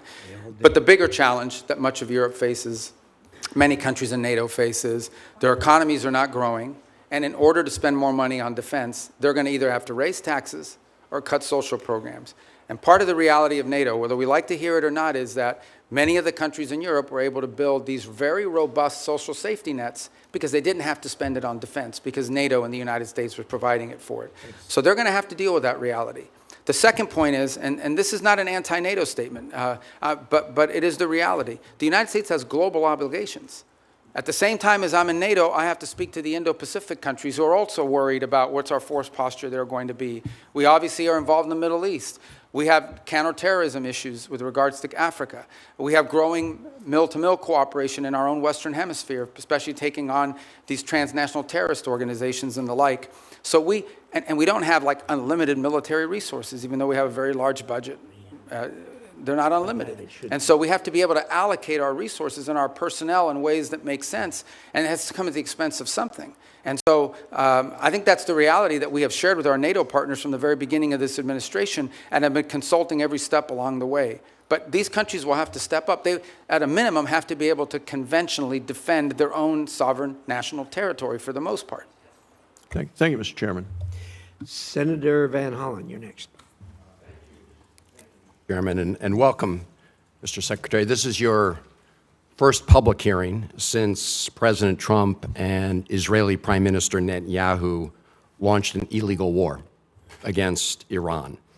Netanyahu said he's been waiting 40 years to do this. Turns out he finally found a president who was both stupid and reckless enough to join him. The war has killed 14 American service members, wounded hundreds more, and killed thousands of civilians. It's driving up the price of gas, food, and much more. Trump obviously doesn't care. He called high gas prices peanuts and said, "I don't think about Americans' financial situation." That's from the President of the United States. And all for what? The President told us 91 days ago that we had, quote, won the war in Iran. Last year, he told the country, Iran's key enrichment facilities have been completely and totally obliterated. Was that false? Let's face it, Mr. Secretary, the Trump foreign policy has become a dumpster fire. This is the same president who's more interested in flattering Vladimir Putin than in protecting Ukrainian sovereignty. The president who lifted restrictions on the transfer of sophisticated U.S. chips to China, but came back from his trip there with nothing but ballroom envy. He tweeted about that the other day. This is the president who brought on Elon Musk to take a chainsaw to AID, which has enabled the current Ebola outbreak in the DRC. We've also witnessed corrupt crypto deals with the UAE royal family that have enriched the Trump family at the expense of our national security. We've seen an administration engage in extrajudicial killings in the Caribbean, hijack Venezuelan oil, threaten to invade Greenland, and weaken the NATO alliance. Here at home, a Reagan-appointed judge said that you and former Secretary Noem abused your powers when you locked up and still seek to deport students for protesting the destruction of Gaza. The Reagan-appointed judge said you did that, quote, primarily on account of their First Amendment-protected political speech. Speaking of Gaza, the so-called Board of Peace seems to have run aground. Meanwhile, while Senator Rubio once proclaimed that the U.S. must, quote, work to ensure that refugees who flee war, torture, and persecution are provided safe environments to live and thrive in. Now, as Secretary of State in this administration, you have capped refugees at a record low of 17,500, and white South Africans, Afrikaners, have comprised roughly 99% of those slots, Mr. Secretary, a race-based refugee system. At the same time, the President's preventing Cuban political refugees from entering the United States, even as you've imposed a near oil blockade on that repressive regime. The stated goal is to change the government there, but the only real change is humanitarian crisis inflicted on millions of people, not members of the regime. And in that regard, Mr. Secretary, I have a question for you regarding the designation of Cuba as a state sponsor of terrorism. On the very first week, at least, of this administration, the administration reinstated that. And in a recent January 26 EO, you made statements suggesting connections to Hezbollah and Hamas. The previous administration did a thorough review with the intelligence community and concluded that there was no evidence that Cuba was engaged in ongoing state sponsor of terrorism. Did you find new evidence to support that conclusion? Well, first of all, let me just say that's your question, but you made this long statement of which I disagree with most of it. We won't have time to address every point that you made. So let's stick to Cuba specific, because that's the question that you asked. Cuba has sponsored terrorism, and it's been supported groups. For example, virtually every left-wing, radical, violent terrorist group in the Western Hemisphere has at some point relied on support from Cuba. The ELN, the FARC dissidents, including them, have been involved there. We also know, for example, that Cuba continues to host a pretty substantial collection intelligence sites on behalf of the Chinese and the Russians. But you look at the region and you look at all of these leftist Marxist terrorist organizations, all of them, in many cases, got their seed money from the Cubans. Mr. Secretary, if I can move on. I noticed you did not answer my question, because my question specifically related to whether there was new evidence to support that conclusion. I can just tell you— Why would I need new evidence? Because you're claiming that they're a state-sponsored terrorism, suggesting they're ongoingly involved in that. My final question to you, Mr. Secretary, relates to the Al-Aqsa Mosque complex. There have been reports that the United States is working with Israel to take away the Kingdom of Jordan's custodianship over the Al-Aqsa Mosque complex in East Jerusalem. Can you confirm today that there's no truth? I'm not even aware of those reports. There are reports, so I was hoping you could confirm. Is that like a media report, or? There have been several media reports. Yes. Well, you know the media is always accurate. No, they're not, and that's why I'm getting— Yeah, no, I've never even heard that. That's the first time I even hear anybody discuss that. All right, well, I'm glad to hear that, Mr. Secretary. But we have a great relationship with Jordan, and we're very helpful. I've just never heard that before. You should— I don't know what article you're referring to. Just give it to me. I'll look at it. I'm happy to. Is it a credible website? I'm glad to hear you say, Mr. Secretary, there's no truth to it. I've never heard that discussed by anybody. Thank you much. Senator Paul, you're up next. Oops, I'm sorry. Senator Daines was here earlier. I apologize, Senator. Right. Senator Daines. Chairman, thank you. Ranking Member Shaheen, good to see you as well. One of the underreported successes for your diplomacy and this administration is what's happened in terms of the peace agreement, a landmark agreement between Armenia and Azerbaijan. I know, Mr. Secretary, you just were in the region most recently. A major step forward for a region long beset by conflict, nearly 40 years of a hot war. And through your leadership and President Trump's leadership, you've brought true peace to an area of the world sandwiched in between Russia and Iran. It was creative thinking that led to the establishment of the Trump route for international peace and prosperity as a solution to some of the stickier issues in that negotiation.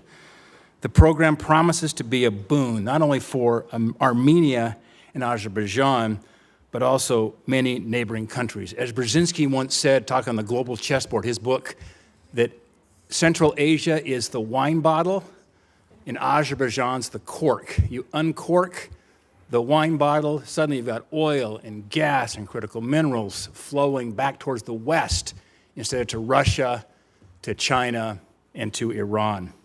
Mr. Secretary, can you tell us a little bit about how you plan to implement the TRIP framework agreements and deliver major economic benefit to both the United States in a very historically troubled region?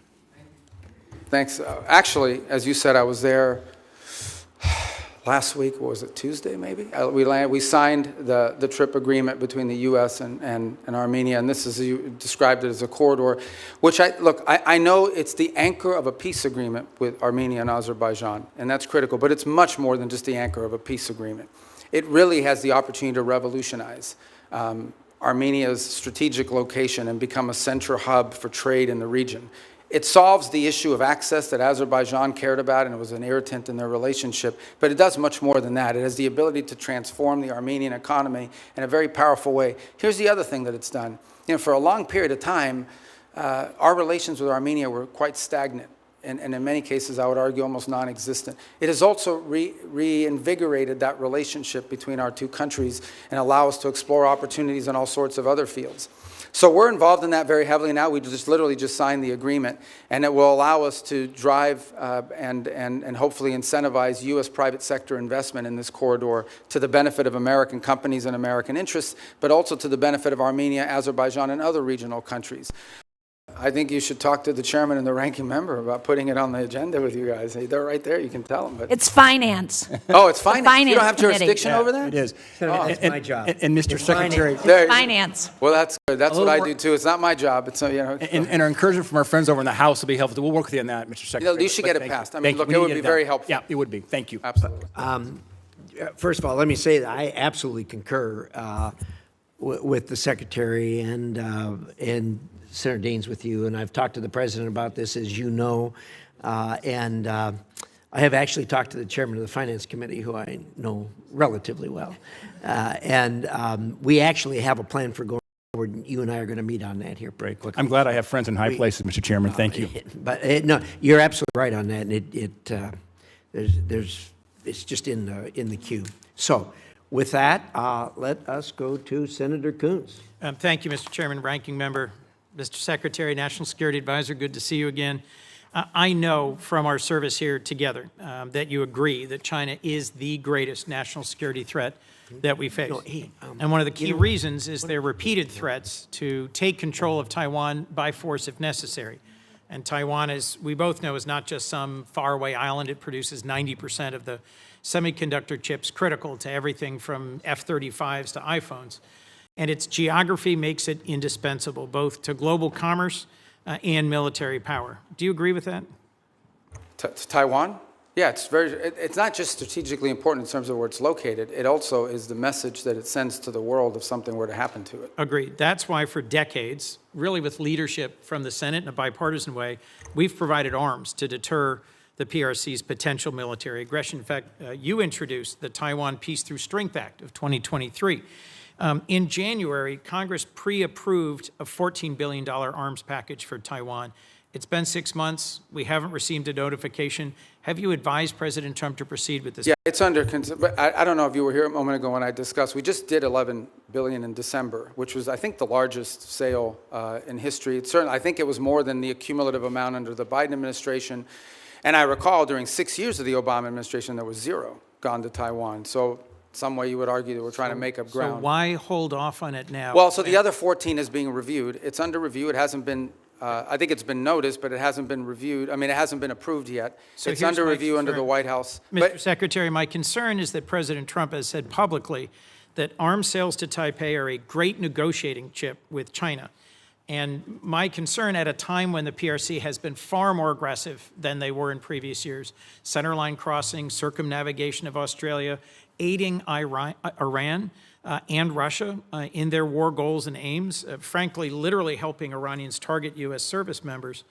I respect the importance of our having an open negotiation and relationship with the PRC, but in the meetings you were in Beijing, did the president offer to condition arms sales to Taiwan in order to placate Xi Jinping? Well, look, I'm not going to discuss what was the president's words in a meeting and not. Suffice it to say that, that specific question you just asked, that's not the context in which the president has raised this in the past. When the president says it's a great negotiating thing, what he's really saying is it's because China, as you can imagine, always mentions this. Like, this is a top priority for them. They are constantly talking about Taiwan arms sales. But that in no way is what is holding up our decision-making or the White House's decision-making. It is something the president will have to decide on the timing of when and how that is executed on. It's been approved by Congress. It's been noticed. The money's available. And as I said, we are just coming off the heels of a very large sale in December of last year. So there are a variety of reasons why these things don't happen immediately. Well, I'll just assert, Mr. Secretary, that there is more reason than ever for the administration with congressional support to continue providing robust military capacity to Taiwan, given that the PRC is more and more regionally aggressive. You also introduced and passed legislation in 23 prohibiting any president from unilaterally withdrawing from NATO. I assume this was because you recognize that our alliances are a key advantage against Russia, against China, against other adversaries. Do you still consider Article 5 an unconditional commitment? Yeah, so let me address that holistically, if it's okay, because I think we have time to do it. First of all, you're right. I have, throughout my entire career in the Senate, and through much of my time now in this administration, been a supporter of NATO. I see its utility. The key, and I'm just being honest with you when we talk about this, one of the key arguments that I would always use on behalf of NATO is the fact that it allows us basing rights that we could use in a contingency operation in a time of conflict, in a time of need, that we just have had. So when you have countries in this alliance, because understand, at the end of the day, we are providing basically the defense backbone of an entire continent of rich countries. These are not poor countries. These are rich countries. And the utility of NATO for us is that it provides these basing rights. Now we are living in a world in which some of these countries, I point to Spain as an example, openly brag about how they've denied us the use of these bases. And so if the core rationale for us being in NATO, if what we get out of NATO is the ability to use bases, and then we have members of that alliance that are basically denying the use of those bases in a contingency, well, it calls them to question the entire thing. Forgive me, I have one more question I want to make sure we get to. Is it not true that some of the challenges in our NATO relations have only come after President Trump threatened to seize territory from a trusted and reliable and contributing partner? Yeah, I don't think that's fair. I think he publicly said both. I know, but I don't think... use tariffs to coerce Denmark into giving up Greenland. Yeah, but just to tell you, look, if you go back and study the history of it, NATO tensions and debates within U.S. or whether we should be in NATO, in the 1970s, it was the reverse. It was the administration trying to stay in NATO and Congress trying to get us out. Yes. I happened to see a speech, they were playing it after he passed away on C-SPAN, Jesse Jackson at the 1988 Democratic Convention calling for the United States to get out of NATO. I so these debates over NATO, you were at that? As was Joe Biden. Oh. Joe Biden didn't support that position then, and I don't support that position now. But my point, these debates about NATO have been ongoing for a long time. There's about 1,100 vetted Afghan allies being held at Camp As-Saliyah in Qatar. And that includes 400 children and 150 family members of currently serving active duty U.S. service members. They've been stranded there for a year and a half. And there is talk of sending them either back to Afghanistan, into the waiting arms of the Taliban, or into war-torn and now Ebola-infected countries like the DRC. And these are people who they or their immediate family members served alongside U.S. soldiers at great risk. Can you commit to working with me and others in this body to support the relocation of these vetted individuals to the United States, especially those who are family members of currently serving U.S. soldiers? Yeah, I can't. First of all, as you know, we're under an executive order now after the National Guard attack here, and so that happened last year. So we can't admit any Afghans at this point into the country. That said, you just pointed to them being sent back to Afghanistan. Our goal, we've worked on this, and we'll work with you on it, is we have talked to multiple countries. Now, I don't know of any single country that's going to take 1,000 people, but we've talked to multiple countries about taking several hundred of these people and allowing them to move to a safe location. As you know, we are operating under not just those restrictions, but broader restrictions about immigration into the United States after 25 million people entered this country illegally over a 4-year period leading up to this administration. The president just but I'll work with you to find the right places for them to go. We want that to happen. The president just raised the refugee cap exclusively to allow Afrikaners into our country. I would welcome a chance to work with you to find safe third countries for these Afghans. And I frankly think we ought to be revisiting our refugee policy, because the refugees who've come into our country in the past are the most vetted and often the highest contributing. As you know, my childhood church hosted a South Vietnamese family, and seeing the 5 of them become great Americans, entrepreneurs, contributors, It is refugees from oppression overseas, whether from Cuba or Venezuela, Vietnam or Afghanistan, who have long contributed to the United States. Thank you, Mr. Secretary. Senator Paul. I'd like to revisit for a moment the boats that were blowing up in the Caribbean and the Pacific that referred to as drug boats. I think it's interesting that the 3 secret criteria we're using to blow up the boats doesn't include whether they have drugs on board. I would like to add that the statistics from the Coast Guard also say that when we interdict alleged drug boats in the historic way, the way we've always done it, about 1 in 4 don't have drugs. We make mistakes. We see something suspicious about the boat, we stop them, and they don't have drugs on board. I would also like to add that drugs is not a criteria for blowing up the boats that are called drug boats, but neither is arms. So in order to blow them up, we don't have to say that they're armed or have drugs, and I think a lot of people would have questions, which I still do. I am glad to hear today, though, that the administration and the negotiations are willing to trade sanctions relief for removal of enriched uranium. I've said for a long time and argued for a long time that sanctions in and of themselves rarely, if ever, are of any value. I've yet to see any Chinese behavior that's changed because of sanctions. I've yet to see any Russian behavior change because of sanctions. I've really yet to see any Iranian behavior change because of sanctions. However, sanctions do have some leverage and ability to exact change if you remove them. So the removal of sanctions might actually have some hope. So I support the administration in this. Now, there are many Republican critics who have been vocal on the airways recently saying, oh, no, we can never negotiate with them. These are terrible people. Well, you don't really negotiate with really friendly, good people. In a time of war, you're going to have to negotiate with an adversary. So I do commend and supportive of the idea of this. And the other thing is it's very verifiable. You don't have to wait for verification. You could say the trade sanctions end as soon as we get the 440 kilograms of enriched uranium. Now, it has to be dug, I guess, some of it from under a mountain of rubble, but at the same time be very verifiable.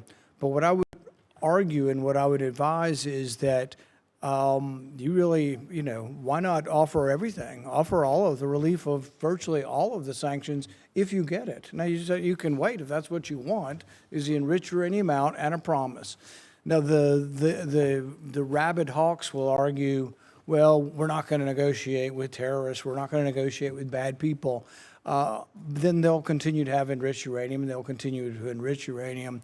So I do think that the argument that there hasn't been a military solution to this is largely proven by the fact that even though we've militarily obliterated their military, all of that is true. It's as Fred Ickley wrote in Every War Must End, that military victory doesn't always translate or lead to political resolution or to things that you want done. What we really want done is no more enriched uranium, and you don't enrich uranium, you give up on these hopes. But I would say that as we are looking at trading sanctions, you say there's some you can do on your own, there's some that are congressional. I would be bringing in the leaders in the Congress who can give up on these sanctions and hopefully try to get their voice saying yes, if they will give up. Because if you give up a few piddling ones that that won't change things, that the White House says you're voting to do, and you still have all these congressional sanctions, if you're on the other side of that equation, you might say, we're not giving up the one thing we think is leverage, the enriched uranium, for maybe a little bit of sanctions relief. So I would say really go all in on it, because it would be verifiable. You don't have to wait and prove it. You would have to prove in the future whether they're enriching. But I think that is a good step forward. But it's also important for people to have a discussion of what diplomacy is, and that diplomacy doesn't always have a bad name. And frankly, I'm glad to hear that the administration is negotiating, and I wish you luck. And I'd love to hear your response in general. Well, first of all, the president's made clear the priority is Iran can never have a nuclear weapon. And what do they need to have a nuclear weapon? They need a couple things. They need the ability to enrich, that has been substantially destroyed but could always be rebuilt over time. And the second is the ability, and highly enriched uranium, that's 60%, that could quickly be enriched to 90% weapons grade. The second point you make is about sanctions. So that's the goal here. And the sanctions, First of all, there's a combination of sanctions. There's sanctions that block direct sort of activities that generate revenue, and that's problematic beyond the nuclear program because they also use this revenue to fund sponsors, to sponsor terrorism like Hezbollah and others around the region. And then there's the frozen assets, which are related to sanctions, but these are Iranian assets that have been frozen that they don't have access to. So what I would argue, and again, I don't want to get ahead of myself because we're not engaged in this conversation with them yet, but if you get into a situation in which the reason why there are sanctions are because of the nuclear program, and so if they comply with what we're demanding on the nuclear side of, zero enrichment, get rid of the enriched uranium, they're complying with these things, then I think that's the place where the frozen assets could be discussed. The more they give, the more they would get. I think ultimately we will still face other challenges related to Iran separate from the nuclear program, like what they use their money on, which is to sponsor Hezbollah and to sponsor Hamas and to sponsor terrorism around the world. But on the nuclear question, which was the president's been focused on now, no nuclear weapon program, the sanctions that are directly related to the nuclear program, the more they give, theoretically, the more they should be willing to get. What they're not going to get it as a down payment. They're not going to get it as a signing bonus. And I would also point out that negotiations on nuclear matters are highly complex, highly technical. And so it will take some time to work through that, as is sanctions, by the way, highly technical and in many cases multifaceted. There are UN sanctions, there are US sanctions, there are US congressional sanctions. So there's a lot to unravel there. Is benefit from the idea of trading sanctions relief for activity. And if you don't ever trade them, if you just have them on the book, then I think they're of little value in changing behavior. Thank you. Senator Booker. Thank you very much. Mr. Secretary, you and I talked a lot about Africa, and I raised concerns about a lot of the cuts. We're seeing globally an increase in tuberculosis, an increase in malaria cases. We see a continued ongoing, on the continent, HIV crisis. And the United States has pulled back from a lot of its investments in those areas. Now with the crisis with Ebola, we see that the challenges that have been brought about as a result of our surveillance, early detection, and the like. So I'm just very concerned about what the administration's strategy is, because we're clearly seeing here that what goes on the continent of Africa directly affects our public health as well. Well, first of all, I don't agree with that assessment. I mean, first of all, it's not about cutting back. The response here is not just how much money you spend, it's what results you're going to get. Now, let's talk about Ebola for a second. Ebola, the outbreak in Ebola was in a war-torn, isolated rural area in the DRC. That's where that began. Since that time, our response has been very quick, very rapid. Well, so you're saying you did not cut early detection periods. I'm not talking I'm saying that whatever you're pointing to as the cut is not the reason why there was an Ebola outbreak. I'm not connecting the two. I'm simply saying. Well, you are connecting them. You said that our cuts... Senator Rubio, I'm not trying to get in an argument with you. I would really like to actually have my questions answered. So very quickly, we cut early detection when it comes to infectious diseases on the continent. Factually, this is not an opinion. We made those cuts. We cut early warning systems on the continent. It had nothing to do with the Ebola outbreak. So I don't need to tell you, Secretary Rubio, that we're living in a place where an infectious disease crisis anywhere is a threat to public health everywhere. The United States has made major reductions in these areas that have put us more at risk. There's clearly Ebola crisis. There's other things and other cuts we've made, and you see it factually. Even our own State Department personnel that I've talked to, saying we're prepared for a global outbreak than we were before. And my worry is, specifically in a budget hearing, is this budget makes even deeper cuts into the kind of things that could prevent the next outbreak, or, as we've seen unfortunately with COVID, have us more prepared. Yeah, I don't agree with that assessment. I don't know who told you that at the State Department. So let's move on. My time is limited. I know, but that's an important question. I don't want to eat up your time, but I need to answer that because I just don't agree with that. Mr. Secretary, you can't even agree on the facts. Because that's not accurate. I mean, again, you look at what we've entered into with these countries. It's not accurate that we cut early detection. Because those have all been repurposed in different arrangements that we now have with these countries. As an example, I would like, for the record, because we're not going to cover it in my short time, if you're telling me we are as prepared or more prepared before the Trump administration came in, see the facts. I think when these reforms are finalized, which we're on the verge of doing, we're actually going to be better prepared. We are responding today faster, not just to humanitarian crisis, but to outbreaks than we were before. We are responding in some cases within 72 hours, are able to move funds to task. We weren't able to do the system. And we're also building the capacity of these nation states through these compacts. May I please reclaim my time to shift gears? the Strait of Hormuz, I was listening to their conversations you had with some of my colleagues. We've now seen the strait closed for months, and you explained that we're going to see an opening of the strait, and ultimately the exchange we will get for that is after that fact we will release certain sanctions. Is that correct? No, that's not what I said. What I said was that if they open the straits, we will lift our blockade. The straits and the blockade are what are interrelated. And so for the nuclear program, in exchange for getting rid of the fissile material out of country, I imagine, is what the highly enriched uranium, we would release sanctions. Is that correct? Well, it's not just that. It's also their enrichment activity. They would have to, they would have to make very severe and significant concessions on what they intend to enrich in the future. And already with the March relaxing of sanctions, allowing Iranians to sell oil to the Chinese, estimates between $10 and $50 billion they got from that relaxing of sanctions. How much money might we see in a deal in our relaxings of sanctions in order to get rid of the highly enriched uranium and stop their enrichment? Well, let me just tell you on that portion. The sanctions that were released on Iran were boats on the water. And so that oil was already out in the marketplace. It was sold at market rates, but the sanctions covered, and to the extent we've been able to enforce them, we have the revenues of those sales. So yeah, the Iranian oil was unsanctioned so that it could be sold, but the revenue would have to flow back to blocked accounts, which our sanctions were able to go after. We've also seized, I believe, 6 vessels in the Indo-Pacific that involved Iranian sanctioned oil on top of it. So that wasn't necessarily a trade. They didn't get $50 billion directly as a result of. They might have gotten some of it. They certainly didn't get the majority of it. They are now losing hundreds of millions of dollars a day in revenue because of the blockade. And the blockade exists because of what they're doing in the straits. Right. And I guess the conclusion I have, and my time's expired, is that the Strait of Hormuz was open before this unjustified war. We're now scrambling to try to find a way to get it back opened again.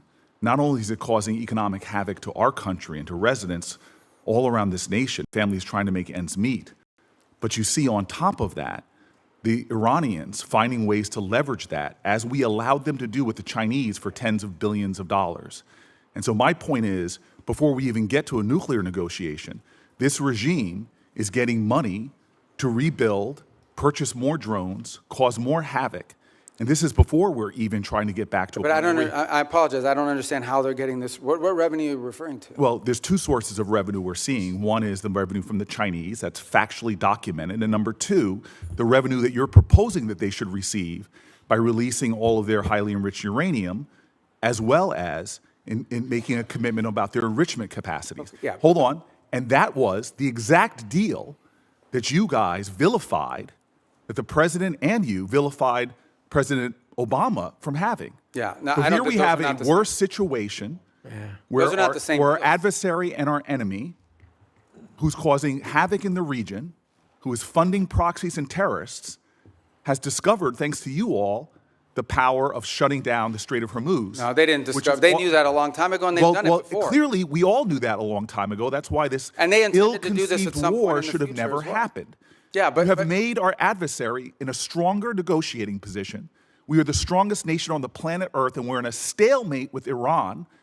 And now we're begging to get back into a deal that you all trashed in the first place. There's no one begging. I don't Clearly, know. this is Senator Booker, your time's up. But Senator Rubio, since he's I do want to over, address some of these points because they go to the heart of the matter. No one's begging for anything here. The Iranians might be begging because their economy's losing hundreds of millions of dollars a day. That they are losing. Understand, Iran had street protests going on before all of this started. All of those factors, economic factors in Iran, are far worse today than they were 6 months ago when those protests were happening.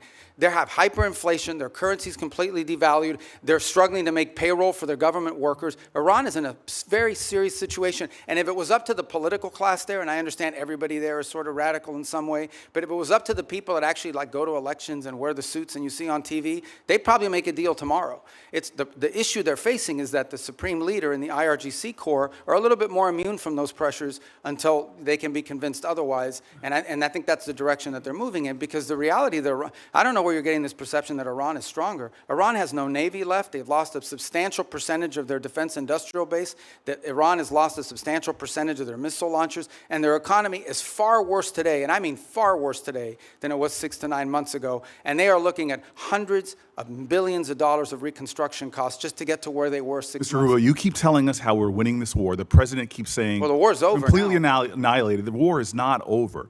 And yet the American people see how we're losing at the pump and with their costs, and yet this thing still hasn't been resolved. Every day he tweets out, oh, we've obliterated them, we've annihilated them, they're going to surrender. But yet we still find ourselves spending billions of dollars a week Senator on Booker, war abroad. you've gone way over, and I've been It would very be nice generous if we on had the time. hearings where people Thank had to you, be held Senator accountable. Booker. Senator Scott. All right. Secretary Rubio, so first off, do you think it's important to Americans that the Iranian regime doesn't have nuclear weapons and ability to destroy? I think it's important to the world. Yeah. The whole world. I mean, this question about the Straits is a great example. Imagine, the Straits gives them leverage. Imagine what nuclear weapons would give them leverage to do. At that point, they wouldn't even have to announce that we're controlling this. They would just say, we control the Straits. There's nothing you can do about it because our nuclear weapon will allow us to do it. You will have to pay us a toll for using an international waterway from now on, and you can't do anything to us militarily because we'll blow you up with a nuclear weapon. That is the leverage that they were trying to build. If they ever got a nuclear weapon, not only would they have a nuclear weapon, not only would they control the Straits, they would be able to act with impunity because you wouldn't be able to touch them. You wouldn't be able to do anything about them. I want to thank you for what you're doing. Let's talk about Latin America, which is, as you know, important to a lot of people in our state. So thanks for what you've done with both Venezuela and Cuba. Let's do Venezuela first. I think every Venezuelan I know is appreciative of what happened with Maduro. And I know you have a three-step process to get to democracy there. Can you talk about where you are? I mean, I know you're about to try to get Delcy Rodriguez to do the right thing. We still, unfortunately, have political prisoners not released. We still have oppression. So can you just talk about the process you're going through? Well, first of all, I remind everybody, what's today, the 2nd? So it's literally been 5 months. Right. Like, I know it seems like it was 10 years ago, but it's been 5 months. And I think Venezuela is in a better place today and in a better trajectory today than it was 5 months ago. Now, is it where it needs to be? Is it where it needs to ultimately wind up? The answer is, of course, no. Ultimately, in order to truly transition, they have to have multi-party, free and fair elections. But the conditions for free and fair elections are the following. First of all, you have to have a free and open media. And while you've seen independent journalists are now, for the first time, activated again, that has to exist. Political parties have to be given the space and time to organize. The National Electoral Council has to be reformed so that it has members in it that will actually accurately count the vote. You have to have certain conditions in place. I'm not telling you that's 5 years from now, but it's been 5 months, so I want to be relative to that. Here's what I can tell you. For the first time, certainly, since whenever, in the pre-Chavez era, maybe ever, and certainly since the post-Chavez era, the oil wealth of the country is not being stolen. The oil wealth of the country is going directly to pay government workers, buy medical equipment, audited by KPMG. That's a significant advance. That's not a permanent situation, but that's a very valuable one today. You have seen reforms. You have seen, for example, the infamous prison, El Acoide. It's been closed. You still have about 400 and something, what we determined to believe to be political prisoners, but you've had many others that have been released, including many high-profile ones. You've seen a systemic reform in individuals involved in their government, replaced by new people. Some we don't know well, others we know a little bit about, but certainly better than the people whose place they took before. You've seen a level of cooperation on a couple of topics that I actually can't even discuss in a setting like this, but be more than happy to talk to you about, any of you about, in the appropriate setting. And I think that's been a positive. By the way, you've seen the retrieval. The United States, with the full cooperation of the Venezuelans, went in and retrieved highly enriched uranium. They had highly enriched uranium in their country because of an old reactor program, not because of nuclear weapons or anything, and they wanted it out of their country. And we were able to go in and actually retrieve it along with the UK mission that went in with us and get it. We have a functioning embassy, and we have direct flights for the first time. Venezuelans are now able to go back, not just visit relatives, but begin to engage in the economic life of the country. All of that is to say, it's been 5 months. There is a lot more to go. This is not the direction we want Venezuela to be. But what I will say is that the Venezuela that's there now, under the interim authorities, does not pose the threat to the United States that it posed 5 months ago, when it was an open base of operation for Iranian operatives, for Cuban intelligence, and for others who used it as a base of operation against the national interest. But we have a lot of work to do. We are nowhere near where we want to get to there. Can you give the same about Cuba? I mean, Cuba's a very different, thing, yeah. right? I mean, I think the misnomer about Cuba, or the misunderstanding about Cuba's actually not controlled by the government. Cuba's controlled by a military holding company named Gaesa. And Gaesa virtually owns anything, and they own the tourist sector, they own mining, they own the gas stations, they own everything. They generate about 70% of Cuba's GDP is under the control of this military company. And they're sitting on between $14 and $17 billion in assets. So you have people literally starving, people literally like power grid that hasn't been maintained in 10 years, and yet you have this holding military company sitting on these assets. And by the way, not a penny of the money in the military holding company translates over to the public treasury. So the fundamental challenge we have here is that Cuba needs to be, in order for it not to continue to be a failed state, which poses a threat to the United States, they need systemic and serious reform. They need to have economic reforms, and the question is, can they possibly reform, given the people who are currently in charge, both of Gaesa and of their government? I think the answer is they can. I really don't believe this system is capable of reform unless new people take over or a new mindset takes hold. Now, we've engaged in conversations with them. We've offered them what I think needs to happen in order for their economy to recover. And that's the last point I would make, is I think somebody raised this issue of oil blockade. Cuba was having blackouts well before January 3rd of this year. They were having for years. And they were having blackouts for two reasons. Number one, no one will give you free oil except Maduro. That's what's changed here. What's changed here is they're no longer getting free oil from Venezuela. And number two, the main reason why they have energy blackouts is because they didn't invest a single dollar back into their plants, back into improving their plants. And they could have bought this equipment from any company in the world, but they didn't invest in it. Instead, they invested it to build tourist hotels that now sit empty because there's no tourism into Cuba. So Cuba's a little bit more complicated than Venezuela, but it's a mess. Thanks for what you're doing. Thank you, Mr. Chairman. Secretary Rubio, I trust you're familiar with then CENTCOM Commander and future Secretary of Defense Jim Mattis's famous quote about the importance of funding our foreign policy apparatus. In 2013, in response to a question from the now chairman of SASC, General Mattis pointed out that if you don't find, and I quote him, if you don't fund the State Department fully, then I need to buy more ammunition ultimately, end quote. Unfortunately, despite his service in the first Trump administration, the second time around, you seem to have taken the message as a blueprint rather than as a warning. The budget that you're presenting today cuts the State Department by about a third, after you previously tried to enact steep cuts and eliminations last year, many of which were already rebuked by Congress on a bipartisan basis. Time and again, this administration uses our military as a first tool of choice, manufacturing new crises and new conflicts that worsen the situation for folks abroad as well as for American people back here at home. And now you're here to justify a budget request that further undermines our diplomatic apparatus, the tools and professionals that are critical for not only preventing crises before they begin, but those who will be responsible for negotiating our way out of Trump's war of choice in Iran and whatever other nightmares he dreams up with. So based on how this administration has conducted itself over the last year, our adversaries are learning that the United States is not a reliable negotiator. They're learning that we will quickly turn to using force before working to alleviate crisis points and prevent war. I'm very concerned that that in turn increases the risk of our adversaries jumping to use force first, increasing risk to American citizens and American interests around the world. We saw that instinct for the military option in the Caribbean and in Venezuela. And now we're seeing threats of it in Cuba while we're still engaged in the Middle East, where President Trump is blowing a shocking amount of money and failing to uphold his solemn duty to put our service members at risk only for the most serious and imminent national security threats to American people.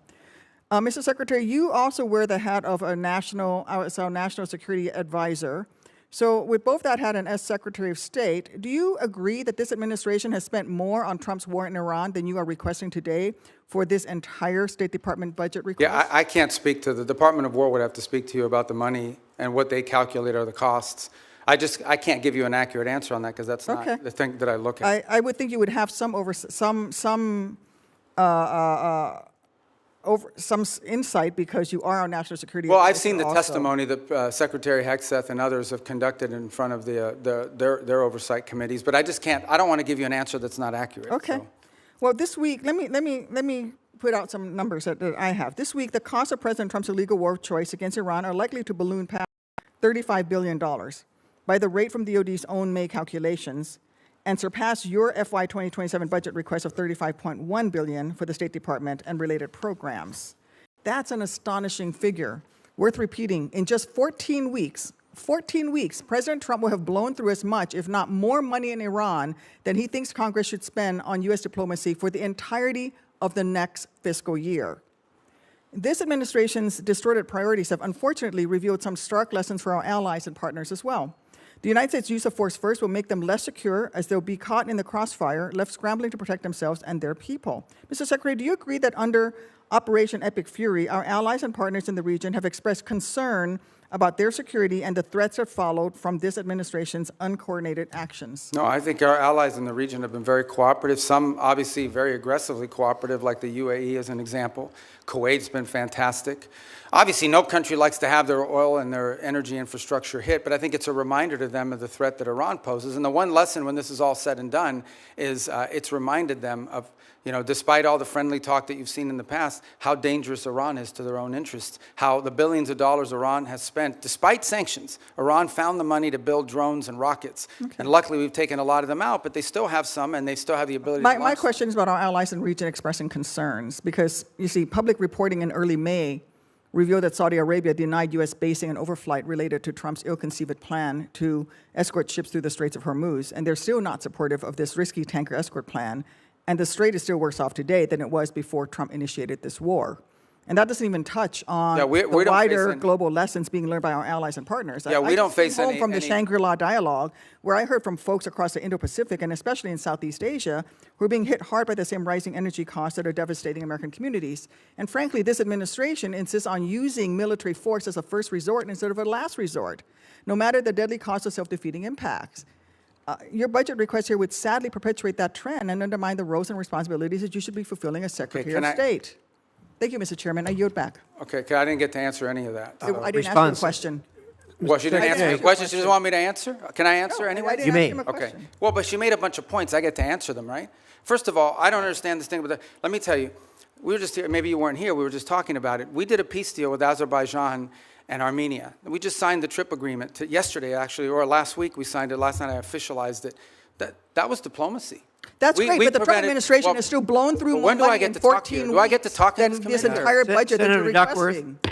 Senator Duckworth, I'm going to let Senator Rubio reply to the statements that you made at his request. Yeah, that's. But we've got a hard stop at 12:30. Okay, but I know, but you said a lot of stuff. I get to answer some of it. All right. So the first is the second is India-Pakistan. We ended that war. We were involved in helping broker that. Thailand, Cambodia. That's diplomacy. We've been very engaged in fact, as I sit here now speaking to you, I've got the Lebanese government and the Israeli government meeting at the State Department starting at 8:30 this morning for the 4th time after engaging last week at the military level. So we're carrying out now, we're carrying out diplomacy all over the world constantly and very successfully in many cases. Now let me make one more point that you raised about the budget request. Guys, we understand how this process works, okay? You guys understand. I know because I've been here all the time. We OMB produces sort of timelines for every agency. We put forward a budget. We say, this is the money we've been allocated. This is how we would spend it.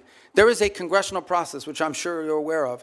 And in my time here, 16 years that I was here, I don't ever recall us once ever taking the president's budget and passing it into law. I'm not walking away from the budget. We can make it work if that's the budget you give us. But I have a sense, I have a suspicion, right, Senator Schatz, that we're going to have to work with you guys, Schatz, that we're going to have to, well, you know, that we're going to have to work with you guys on a budget request that meets your priorities and ours. That's how it works.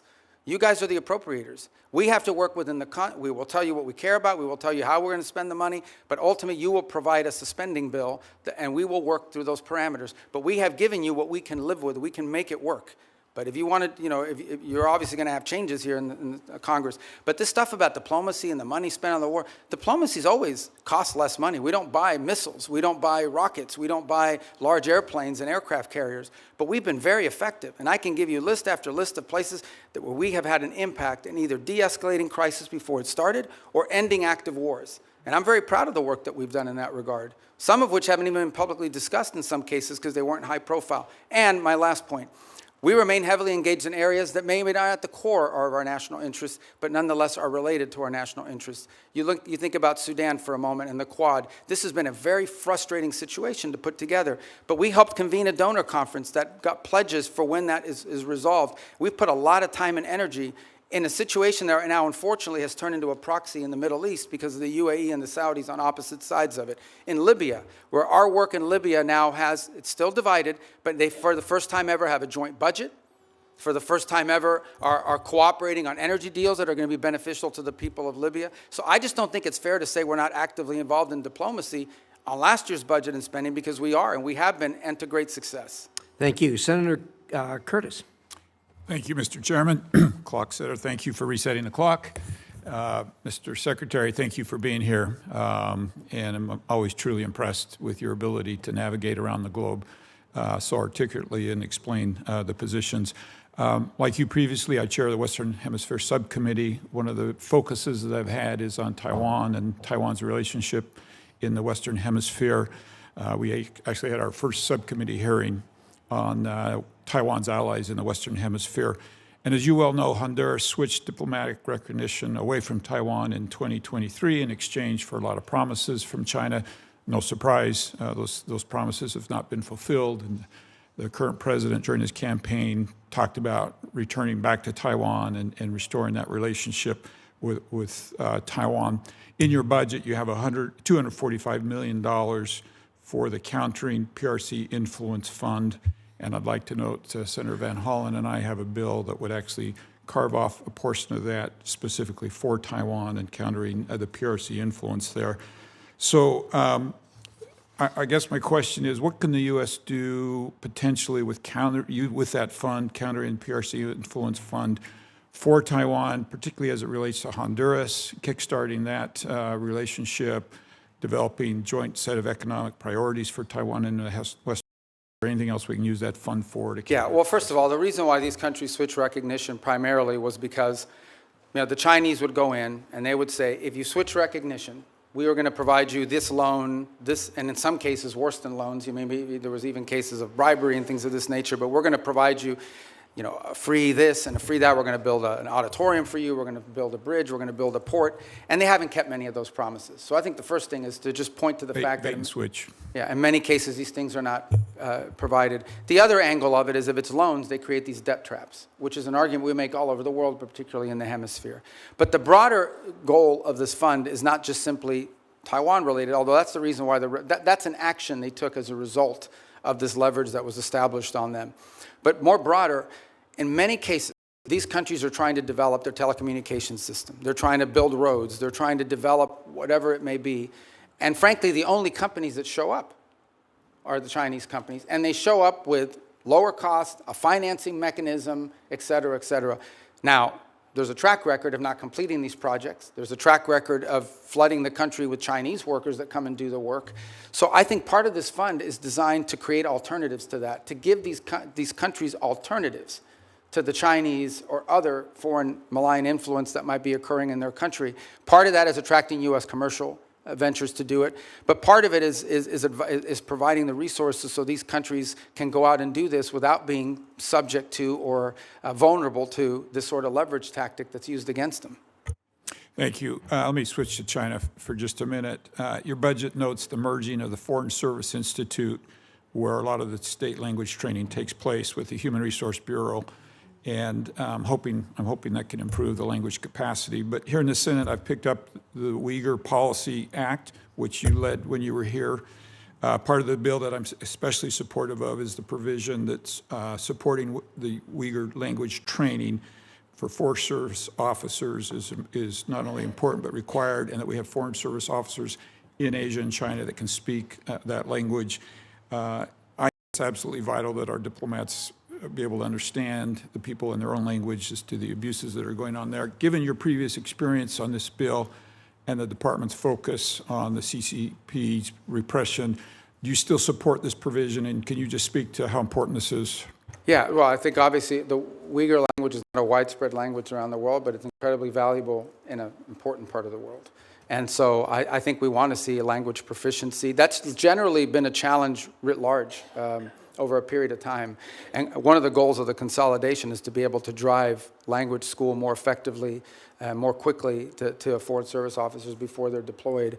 Obviously, proficiency in certain languages are very difficult. They take longer periods. Some languages are harder to learn than others, especially if the base of the language is You know, like, just to give an example, it's easy to learn Italian if you speak Spanish. It's much harder to learn Mandarin, you know, and or the Uyghur language for that matter.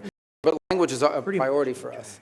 And it's one that, by the way, in our recruitment tools, is one of the things we also look for is whether potential candidates already bring an existing second or third language, which is a huge benefit. Yes, and just very quickly, you want to clarify, use this opportunity. The president had a tweet about speaking with Hezbollah yesterday. Do you want to clarify for people what happened and anything that you'd like? Well, we received communications via the Lebanese government and the speaker over there on behalf of Hezbollah as early as Sunday about that they would refrain from attacking Israeli territory if Israel did not new strikes in Beirut. And so it came from Hezbollah, but through Lebanese authorities. I think that clarification is important. Thank you for being here today. I yield. Thank you. Senator Rosen. Thank you, Chairman. Ranking Member Shaheen. Thank you, Secretary Rubio, for being here. Secretary Rubio, I applaud the administration for facilitating a ceasefire last year between Israel and Gaza that will keep Israel safe, further Hamas attacks, and end the suffering of Palestinian civilians. But I have serious questions about transparency, about the funding for the so-called Board of Peace in light of recent reporting that suggests donor funds have been deposited into a private J.P. Morgan account with no independent transparency mechanisms in place. As a member of the Board of Peace, Executive Board, and Secretary of State, you should be in a position to provide us with some answers. And you, as a former senator, know our role here, trying to get answers. And my team's been asking for a contact with the Board of Peace for several months just to do our due diligence, but we've received no response. Can you tell me exactly who my team should be reaching out to, please? Well, I can now because the Board of Peace has finally hired some staff. It's going to be a very lean operation. They're working out of the Institute of Peace building. So for some period of time, they really were not. It was just a very lean operation. So do you have a name for my... I do. I just don't have it on. We'll get that. That's fine. But I think they just hired staff like in the last two weeks. We will follow up with you. Thank you. I have a few other questions. Can you tell me how much money is in the World Bank administered Board Fund? Do you have a... I don't have the answer because there's not U.S. dollars that have flowed. These are funds. So can you tell me how much J.P. Morgan account? Yeah, those are not U.S. government accounts. Those who has oversight? Well, that's the key here. That ultimately the oversight over the funds of the Board of Peace will be done, and especially when it comes to dollars, will be done by you in Congress. We have not committed those funds there yet, although we've made a pledge that they've stood up the Board of Peace administration. Will have oversight ability. Well, on the U.S. dollars. Of the U.S. dollars. Can the money in the J.P. Morgan account be used to compensate the president or his family or anyone directly? No one's talking about doing president? That. And you said you just hired folks and it's going to be lean. About how many full-time personnel do you expect? I think they ultimately want to get up to 15 or 20 full-time. I think they've started at 5, if I'm not mistaken. I could be wrong, but those are the numbers I recall. So is the $50 million in U.S.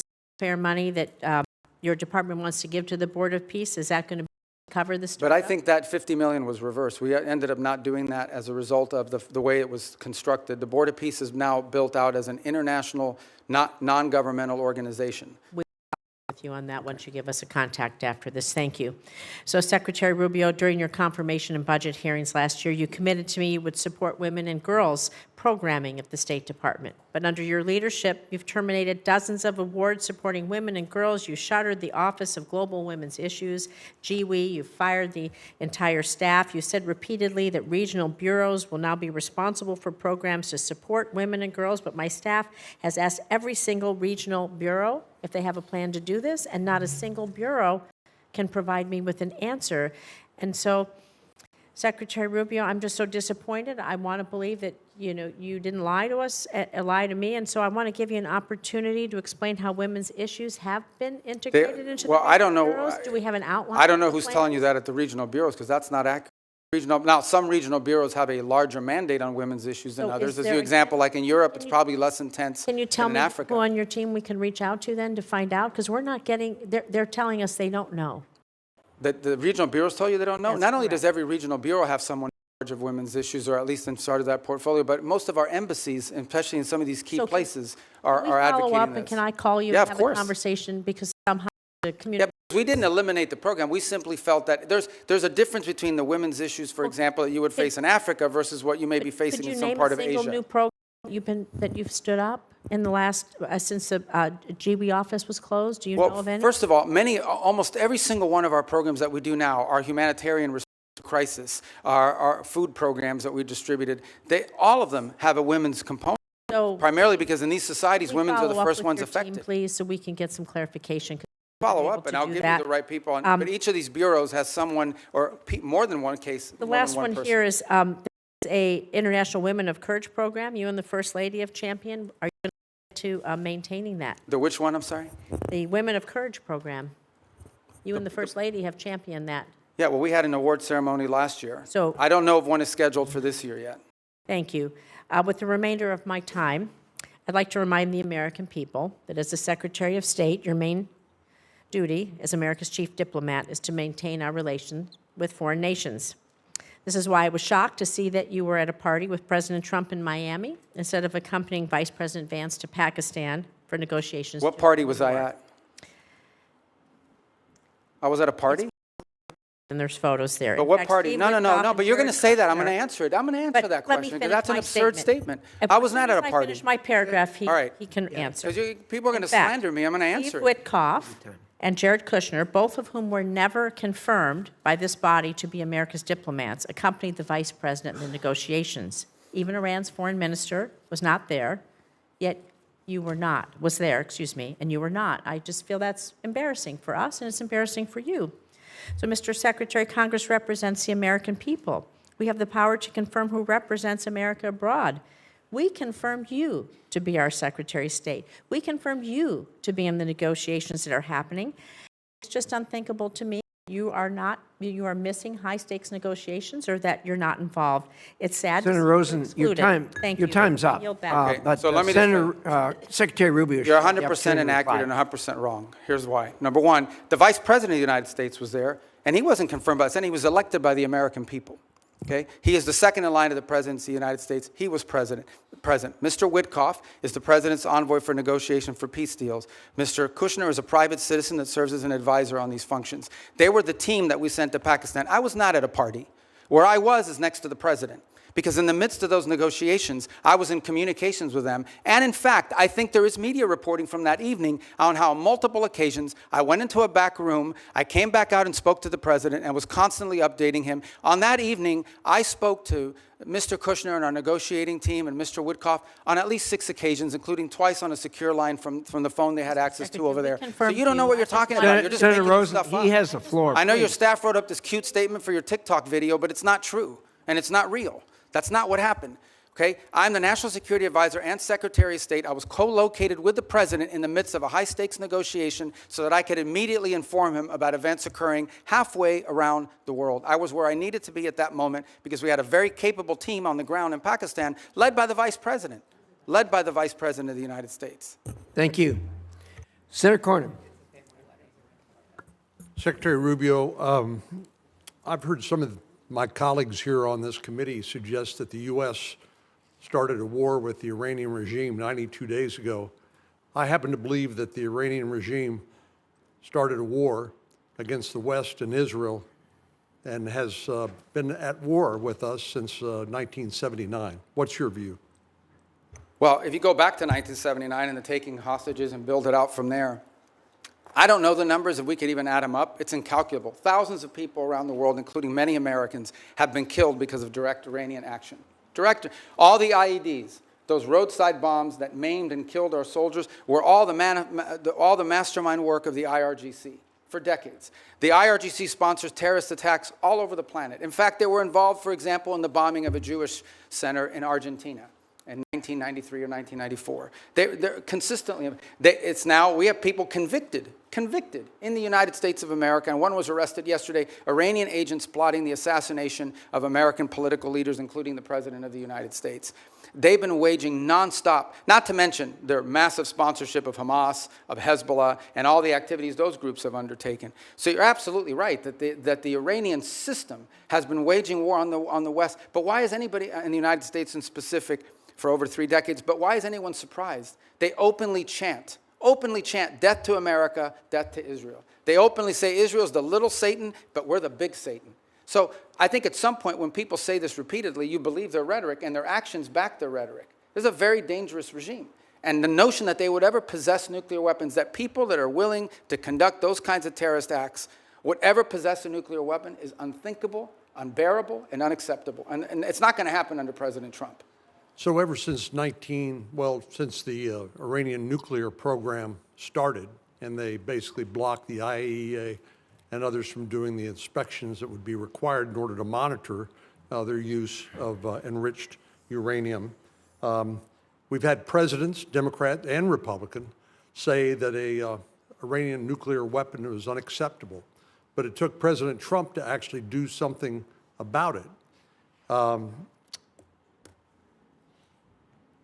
It shocks me to hear some of our colleagues suggest that there was not an imminent threat from an Iranian nuclear weapon. You and I both sat in the same skiff on the Senate Intelligence Committee. We won't talk about the details, of course, but we knew that they continued to enrich to the point where they could produce a nuclear weapon within a specified time. There's some debate about how long that breakout would take, but the idea that an Iranian nuclear program did not present an imminent threat to the United States, to me, is just ludicrous. And I think it defies all evidence to the contrary. But do you think if they had acquired a nuclear weapon, that would change the ability of the United States and our allies like Israel to deal with this nuclear-armed Iran? I think if Iran ever acquired a nuclear weapon, they could very well use it because given the theological nature of their decision-making. But just as problematic is they would have immunity. At that point, your options on what you could do about them would be quite limited, and their ability to hold the world hostage. They'd be like North Korea, for example. They'd be North Korea, but worse. They'd be better funded. They would at that point decide that they own the Straits of Hormuz forever, and everyone has to pay them a toll, and nuclear weapons don't do anything about it.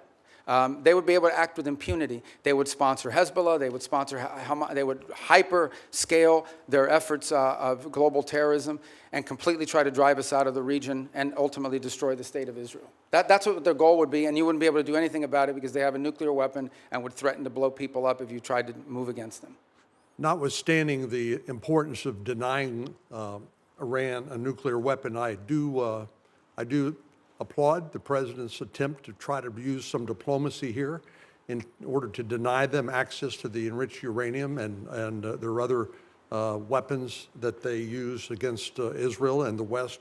But tell me, why do you think anything that the Iranian regime agrees to that they will comply with? What evidence is there that they will agree to anything that they ultimately will stick with? Well, again, and that's why any deal with them you have to enter into it with clearly verifiable steps. So as an example, simply putting something on a piece of paper is not satisfactory. You have to doing it, then you have to actually do it. And so that's our view of it. Our view of it is that any concessions that are made, and I don't even call them concessions per se, but any arrangements that are made with Iran have to come after not just they agree to certain things, but they actually do certain things. And let's be clear about this, because I don't think this is talked about enough. If what Iran wants is nuclear energy for their country, there are mechanisms to do it. There are countries all over the world that have nuclear energy, but they don't enrich. They certainly don't enrich the 60%. And they don't do it hidden in a mountain, deep buried underground somewhere. If what they want is nuclear energy, they can have it. There are mechanisms for them. The problem with Iran is not that they want nuclear energy. The problem with Iran is that everything they do is consistent with the activities of a nation that seeks to develop a nuclear weapons capability. Thank you, Senator. Senator Schatz. Thank you, Chairman. Secretary, thank you for being here. Tomorrow, I'm going to have you in the Appropriations Committee, and we'll walk the list that we talked about a couple of weeks ago on a conference call, so I'll cover that. I want you to sort of answer the China watchers who saw that visit to China and saw that NVIDIA is now going to sell H200s. I understand that's not our highest technology, but it's better than what China has, and that's why people are worried. And that, I mean, it's pretty plain that it violated one of the 6 assurances that the ambassador and you and others have sort of followed up to kind of smooth the edges, but I mean, it's pretty clear. He says, we discussed arms sales in great detail. It depends on China. It's a very good negotiating chip for us. So what do you say to China watchers who say they got some pretty good deliverables and we didn't get much? I don't see the trip. There were some deliverables, the purchase of additional Boeing aircraft, which of course is beneficial to the Chinese as well, but helps our company, some of the agricultural concessions. But the trip was largely, for the most part, about the fact that the two largest, most powerful countries in the world have to have direct interaction with one another. And this was an opportunity to do it. He will reciprocate by visiting the United States later next year. Separate from that, and I don't know if you were here at the outset in my opening statement, or maybe it was in response to one of the questions, I think two things are clear. Number one is that we're entering into a period of strategic stability that I think serves the interests of both countries, because the last thing we want is a largely destabilizing event in the Indo-Pacific. But the second is that there are clear differences of priorities. There are clear irritants in that relationship that are longstanding and that are going to be long-term. Critical minerals dependencies, things of this nature. So it's one of those relationships that require very deft diplomacy and mature decision-making. Sure, and this is why I like our engagement. Like, that makes sense to me, but it seems to me that if the main objective is to kind of touch gloves and initiate conversations, then why give away any of the things that they're already seeking in exchange for essentially nothing? You're basically saying it's better to talk than not to, it's better to engage than not to, it's better to be in a period of stability than not. I agree with all that. I just don't understand why we would want to sell them our second best chips, and why we would start to at least complicate the question of our assurances regarding Taiwan. I'm going to move over. We're going to stay in the Asia-Pacific region. The Marshalls, the Philippines, and Tuvalu have declared a national emergency on their energy situation. South Korea says its energy crisis is a war-like situation. You've been around a long time on this committee and now as secretary. It is always the case that something in the Middle East undermines our ability to project power in the Asia-Pacific region. But it's not just a question of opportunity costs, intentional challenges. Now we're talking about our allies in the Asia-Pacific region really taking it on the chin with energy costs because of the Strait of Hormuz. Just hang in there? Yeah, no, a couple points. It's one of the steps that we've taken and some of the things that we've done around the world, whether it's the release of strategic reserves, whether it's not popular, but, we've got questions about here earlier today, but making available for a limited period of time both Iranian oil on the water, though they don't enjoy the revenue of it, and some of the Russian oil on the water as well. The third point, though, that this points to is a much deeper one, and that is that while the Straits of Hormuz provides about 20% of the global oil supply, it is probably 80 or 90% of the supply in the Indo-Pacific, given the geography and so forth. So one of the things that I think is going to come about as a result of all this in the long term is more diversification in where they're going to get their energy from, including from the United States potentially, certainly with Japan and some other countries in the region will benefit. But you know that the sort of project it takes time. It all takes time. So understood. That's like cold comfort if you're running a country and your gasoline and your fertilizer and all your input prices just skyrocketed because of President Trump's decision to go to war with a country clear across the world. But see, and I understand your point, but I also think in all these questions, we're getting a lot of questions about us. I don't think it's fair, because ultimately, the people who have closed the Straits of Hormuz are Iran, and they're doing so in violation of every international law you can imagine. The Chinese are against it. Everyone is. We have, I think, a record number, 140 co-sponsors at the United Nations on this resolution that hasn't come up for a vote yet to condemn what they're doing and to reopen nobody's the Straits. Defending what Iran is doing. I think what we're saying is this was not just predictable, it was predicted. This was what everybody said. You don't have to be some expert in foreign policy. You don't need to get into a skiff. You could literally put this into an LLM and say, what'll happen if we take medication against them? And the first thing that would pop out is, well, they're probably close to the Strait of Hormuz. So it's really shocking to me the degree to which this administration expresses shock that the thing that everybody said was going to happen ended up happening. But here's the point I would make on that, in that the reverse of that is, so that the alternative is to say, well, then we have to go ahead and let Iran develop a nuclear weapon, or they'll close Hormuz. I mean, at some point you have to take action on this situation, understanding there'll be a reaction to it, but it cannot be. Iran will always have the ability to threaten the Straits. You don't need much sophistication to, if you threaten commercial vessels and shooting them, they're going to stop moving. Dropping mines, by the way, it's not just Iran that can do it. The Houthis could do it in the Red Sea, and they're not nearly as large as Iran is. I think this is a more fundamental challenge, and that is, are we now forever limited doing it? Do we just have to let Iran go ahead and develop a nuclear weapon because of their threat to close the Straits of Hormuz? That's an untenable situation. Secretary Rubio, thank you. But I'll see him tomorrow, so don't worry. You didn't. Yeah, okay. Tomorrow's a probe. I know we're supposed to have a hard stop at 12:30, but No, we'll do it. Senator Let's go. Cruz has been patient. I hope you'll give us Only because it's him. one We'll more do it. bite Let's of go. the apple. Thank you, Mr. Chairman. I will say, Mr. Secretary, since you left the Senate, I've been obliged to serve Cuban coffee in my meetings because you left me as the only Cuban American left behind. So come by if you want a cafecito. Let me start by saying that President Trump's decision to strike Iran was the most consequential decision of his second term as president.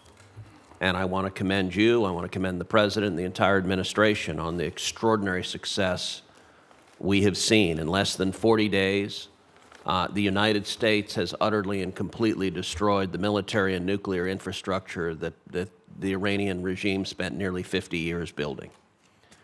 Every day that passes increases American leverage. Iran is weaker, poorer, and more isolated than it's been in decades. The president has laid out 4 red lines for any resolution to this military conflict. Number 1, that there be zero enrichment by Iran. Number 2, that they hand over all of their enriched uranium. Number 3, that they stop funding terrorism worldwide. And number 4, that they open the Strait of Hormuz. I agree with all 4 of those red lines. Do you agree with those red lines, and how achievable do you believe they are in the coming weeks and months? Yeah, you stated the poor positions the president has taken accurately, and the entire administration is supportive of it because that's what we take our directives from the president, and personally during my time in the Senate, these would be consistent with my thinking. I would only reverse it in the following order. The Straits of Hormuz, it would have to come first because what they're doing there is unlawful and illegal to begin with. That has to open immediately. And that has to open immediately in exchange, not for anything else other than us lifting the blockade. We have a blockade on Iranian oil leaving. And the reason why we have a blockade on Iranian oil leaving is because they closed the straits. If they open the straits, and by open the straits, understand what we're saying. It's saying you're not going to threaten to shoot at commercial vessels of civilians and create ecological disaster. That's what they're doing. It's unlawful, it's illegal, it's outrageous. Every country in the world condemns it. If they end that, we lift the blockade. Then we enter into the second phase, which is the nuclear question. On enrichment, they don't need to enrich. If what they want is a nuclear energy program, they can have one without enrichment. And it was somebody the other day, a few questions ago, I forgot who it was, said that what we're working on is similar to JCPOA. It is not. JCPOA would have expired this year. And it allowed them to keep all the enrichment equipment that they needed. And clearly that equipment could get them to 60 and 90% because they've done it to 60% as a result of it. So it would have to deal with that question. And it would have to deal with the highly enriched uranium that they currently are in possession of. There's no reason to have, the only reason to have 60% enriched uranium is to turn it into 90% enriched uranium and put it into a weapon. So those remain, and on the sponsor of terrorism, absolutely. To the point where I would argue, for example, it's one of the interesting things that's happening, and I know Senator Shaheen has a great interest in Lebanon. It's one of the most ironic situations in the world. The Lebanese government and the Israeli government could do a peace deal tomorrow. Israel has no territorial claims in Lebanon. And Hezbollah is in particular, in fact, Hezbollah has called for the overthrow of the current Lebanese government. The impediment in Lebanon is the fact that Hezbollah has embedded itself into that country and is the reason for all the suffering that's happening there right now and all the suffering that's historically happened. Entirely funded, entirely controlled by Iran. There is no Hezbollah without Iran. There is no Hezbollah without Iran. I mean, there might be a political movement with ideology, but they don't have a bunch of rockets. They don't have a bunch of weapons without Iran. They are a complete, total proxy of Iran, and that's the kind of activity that needs to be. I want to come back to Hezbollah in a moment, just focusing for a second on Iran itself. For some time, I have urged the administration, I've urged Israel to arm the protesters in Iran. I don't think it is fair to expect the Iranian people to stand up, protesters to stand up with rocks against soldiers with machine guns. Are we arming the protesters, and should we be? Yeah, I'm not aware of any program to arm civilians in Iran to overthrow their government. I mean, there may be other countries doing it or other elements doing it, but certainly not the U.S. government. All right, let's go back to Hezbollah. So you spoke with the Lebanese president, Joseph Aoun, over the weekend. The State Department sent out an email to journalists shortly after your call in which the State Department, a spokesperson, said, quote, Iran wants to prolong the conflict in Lebanon so it can claim credit for saving the day. I have to admit that didn't strike me as accurate. I don't think Iran wants to keep the conflict going in Lebanon. I think they desperately want Israel to stop killing Hezbollah. Do you agree with that? Yeah, I think the point I was trying to make is that we are trying to view the Lebanon-Israeli talks as separate and distinct from Iran. And what Iran wants to do is mix it all together. Because Hezbollah is not legitimate. There's a government in Lebanon. That's who we're dealing with. And Hezbollah is not their equal in terms of who we're going to be dealing with or who needs to be in charge. So the point we're trying to make is that is what Iran is trying to stymie. They are trying to stymie any effort in which Israel and Lebanon can work together and prolong it so that if an arrangement is reached at some point in the future, they can claim credit for having forced it through leverage. And that's why you see, for example, Hezbollah agreed to a ceasefire about a week ago and then immediately violated within hours. You would agree every Hezbollah terrorist that the IDF kills makes America safer? Well, Hezbollah is a danger to the United States. There's no doubt about it. I think the question is, how do you do that? And how do you achieve the objective of demilitarizing and defanging Hezbollah while at the same time strengthening the legitimate government of Lebanon, and particularly the president and others? That's been the challenge there for a very long time. That remains the challenge now, of course. The capabilities of the LAF are not where they need to be. But there are also elements within the LAF that are not who they need to be because they facilitate in some cases and cooperate with Hezbollah. So it's a very tricky situation. But I point you back to two things that have happened in the last few months. Number one, the Lebanese government expelled the Iranian ambassador because of Hezbollah. The Iranian ambassador says, I'm not leaving, and you can't make me. Okay, that's number one. The second thing that's happened is just a week ago, Hezbollah openly called, they openly called for the overthrow of the Lebanese government. So no one here should be under any, Hezbollah is not just an enemy of Israel and an enemy of America. Hezbollah is an enemy of Lebanon and of the Lebanese people. Thank you. Thank you. Thank you, Senator Cruz. Senator Rubio, you've been very generous with your time. We appreciate that. For the information of the members, the record will remain open until the close of business tomorrow, June 3rd. With that, the committee is adjourned.